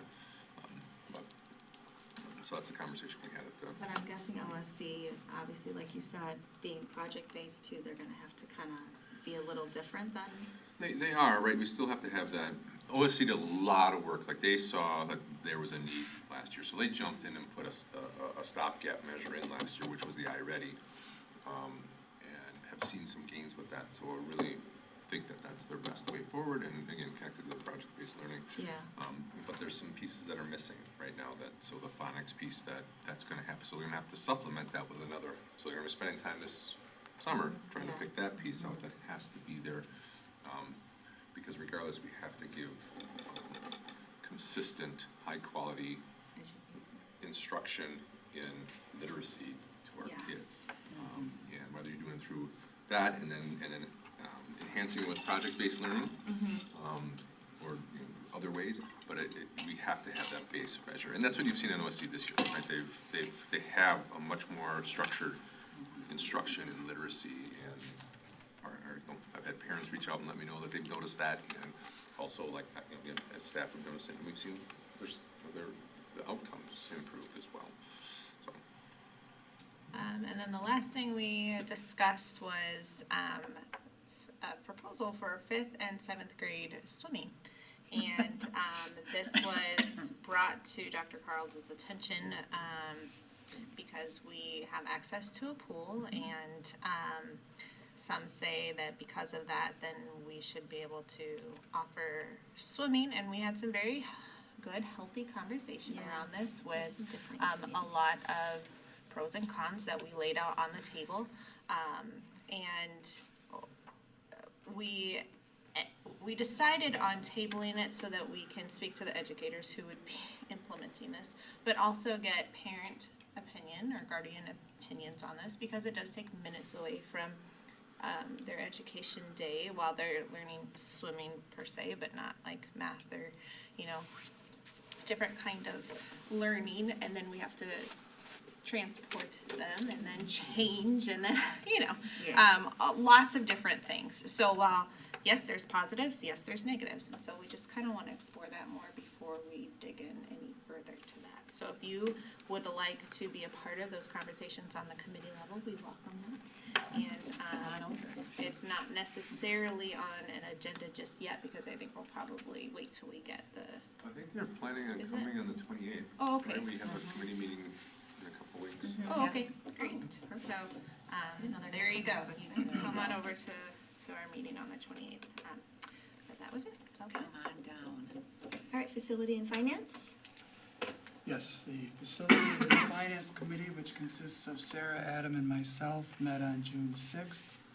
Many of the agenda items we actually have already discussed tonight. That includes the school force coordinator position, which was approved this evening. The Facility and Finance Committee has had a number of presentations at prior meetings, a group of dedicated individuals that are looking at ways to utilize the school force. It's a wonderful asset, and the vision is that it becomes essentially an outdoor classroom for students of the district to utilize, as well as community members. So this is basically the next step in what I'm sure will be a process, but in the end, a rewarding process. A lot of good people are working on it, and they have a lot of energy, and they're very dedicated, and it shows when they come and talk with us. We discussed vape detectors, which we discussed in some detail tonight. We discussed the green space plan, which Vince alluded to. Our presenter tonight talked about the 30,000-foot view in the 5-year plan, and in keeping with that, I think this green space plan kind of fits in line with that. The three of us had a good discussion about what do we think the next steps should be, and we ended up all of us agreeing that we think it is something worth pursuing. So the next step is to engage Point of Beginning to do an initial engineering evaluation or soil borings on the Highway 60 field or the Highway 60 site to see what we might be able to utilize that property for in the future. So it's definitely on our radar, and it's something that we're looking at and will continue to look at. We discussed a board community linkage plan, ways to go out and interact with the community, ways for board members to go out, provide information, engage in discussion, gather input from community members, and essentially what it boils down to is board members, not individually, but a couple together with the support of the administrative team, to go out and give essentially a presentation on a topic of choice where we can, instead of in the formal setting we have here, engage and interact with members of the community so that we can get feedback and find out what's important to people in the community. And it can be a whole litany of topics, and there's more to come, but it's something that the three of us thought would be worth pursuing, and that'll be something that we continue to engage in and look at. And then we end every committee meeting with our 2022-2023 budget. I think I wrote in quotations favorable, so that Brent said we're in a favorable position. Wrapping up the budget, June in particular is a big month for the district because there are, and I learned this at the committee meeting, there are 6 teacher payrolls that month. So Brent's got that he's wrapping up, and then we discussed the 2023-2024 budget. Essentially there is that we're kind of in a waiting phase, waiting on the state to kind of determine what the funding for the school is going to be. And what I wrote down and jotting down my notes is there will be more to come on that. And that was our committee meeting.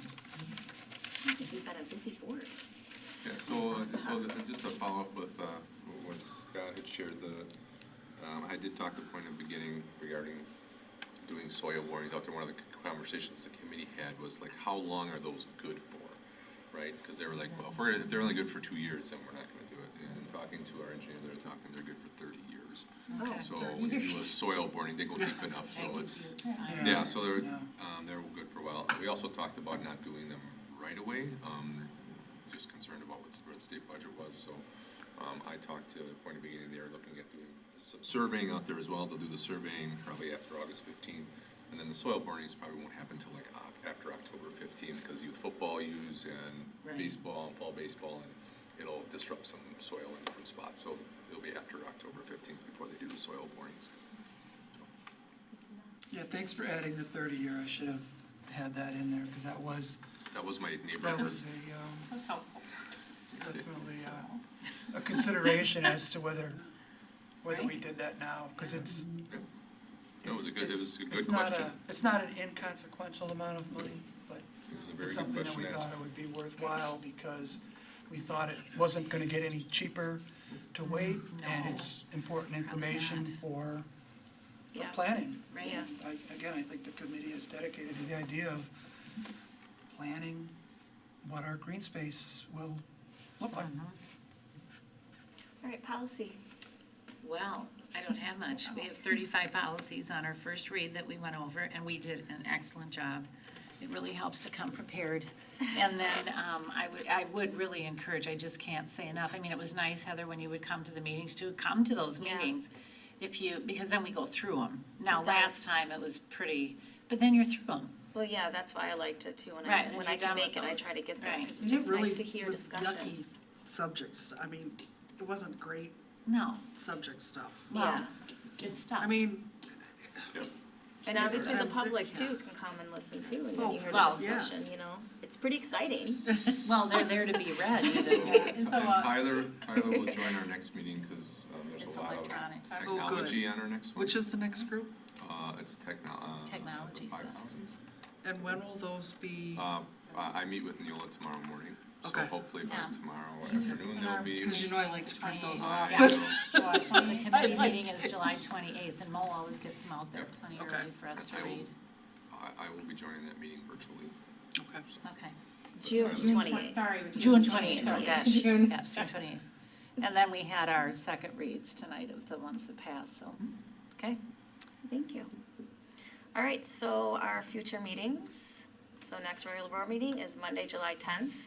I will most likely not be here. I will try to attend virtually, but I am going to be up north, and we all know how internet service is up there, which is kind of nice sometimes. But, so, are you going to be here to run it? You will have to run that meeting though. So, yeah, I can. Person runs, it has to be here. So. Yes, so if I'm there, I'll just be there, but I won't be running it. Personnel, the next one is August 2nd at 4:30. Curriculum is Wednesday, June 28th at 4:30. Policy is Wednesday, June 28th at 6. And facility and finance is Wednesday, August 2nd at 6 o'clock. I don't know if this is necessarily an agenda item, but we talked about the fair artwork. Yes. Are we doing Oh, that? Yes. we have to So- find two pieces, right? Executing that. Yeah. So do Yeah, we how just do go we to the do fair that? and Yeah, do it let me on get you, our own? I'll come up with a plan of how we execute I that. was gonna but- say, I was just We gonna take can't a just picture. rip it off there and run No, I was with gonna take a picture with my phone, It That'd because be it'll be great. open then. Give us a grade But level. we're that gonna you put can them up here. upgrade On it the to. wall? Oh, yeah, We're 2, gonna 4, hang it 6, on. Give 7. us like assign us a grade level. Oh, assign you each a grade level? Yeah. Oh, yeah. So there's one from every grade, I can do I think? That's, or We could do every, like You know, so that. there's, Each building? yeah, building. yeah, or each building. Because it's And then it kindergarten Gets the through whole senior? school that we can, not all doing. Yeah, you're not all picking like, Yep. Right. So we can do that. We can randomly assign you to different grade Per levels, school. and maybe a couple of you as free agents to pick whoever, right? So then you can, Yeah. I just thought I'd take a picture with my that'd be the best way to do phone. it. Great idea. You know, Yep. just, Yeah. because then they have by then the tickets are opened, Yep. so you know whose it is. I mean, those are all done, the school ones are all done We just beforehand. need to know if it's already picked, then Yeah, but if don't you, do if you have duplicates. different grade levels, you'll be Right. fine. And then just Right. pick two, that way if We'll it's stay in already our picked, lane, then. We'll stay in your Thank you for lane. bringing that. Well, and then, when you say Stay in take your a lane. picture of it, you're saying that, so then you can share that when they take them down, what they bring? You share with Yeah. Mo and myself. That's what I thought. Just That's a great maybe idea. text us and Yeah, I remind mean, us, how, you know. go to the Perfect. fair, Yeah. go look at the artwork. I always help set up that building, so I'm in there. okay, and we do not need to go back into closed session. No? Reminder, our administrators are not required to come to our July meeting typically. Yes. So there will be no administrative reports this month. Good deal. Can I make a motion to adjourn? I'll second that. Motion by Jerry and very quickly second by Sarah. All in favor? Aye. Aye. Anyone opposed? Motion passes 7-0.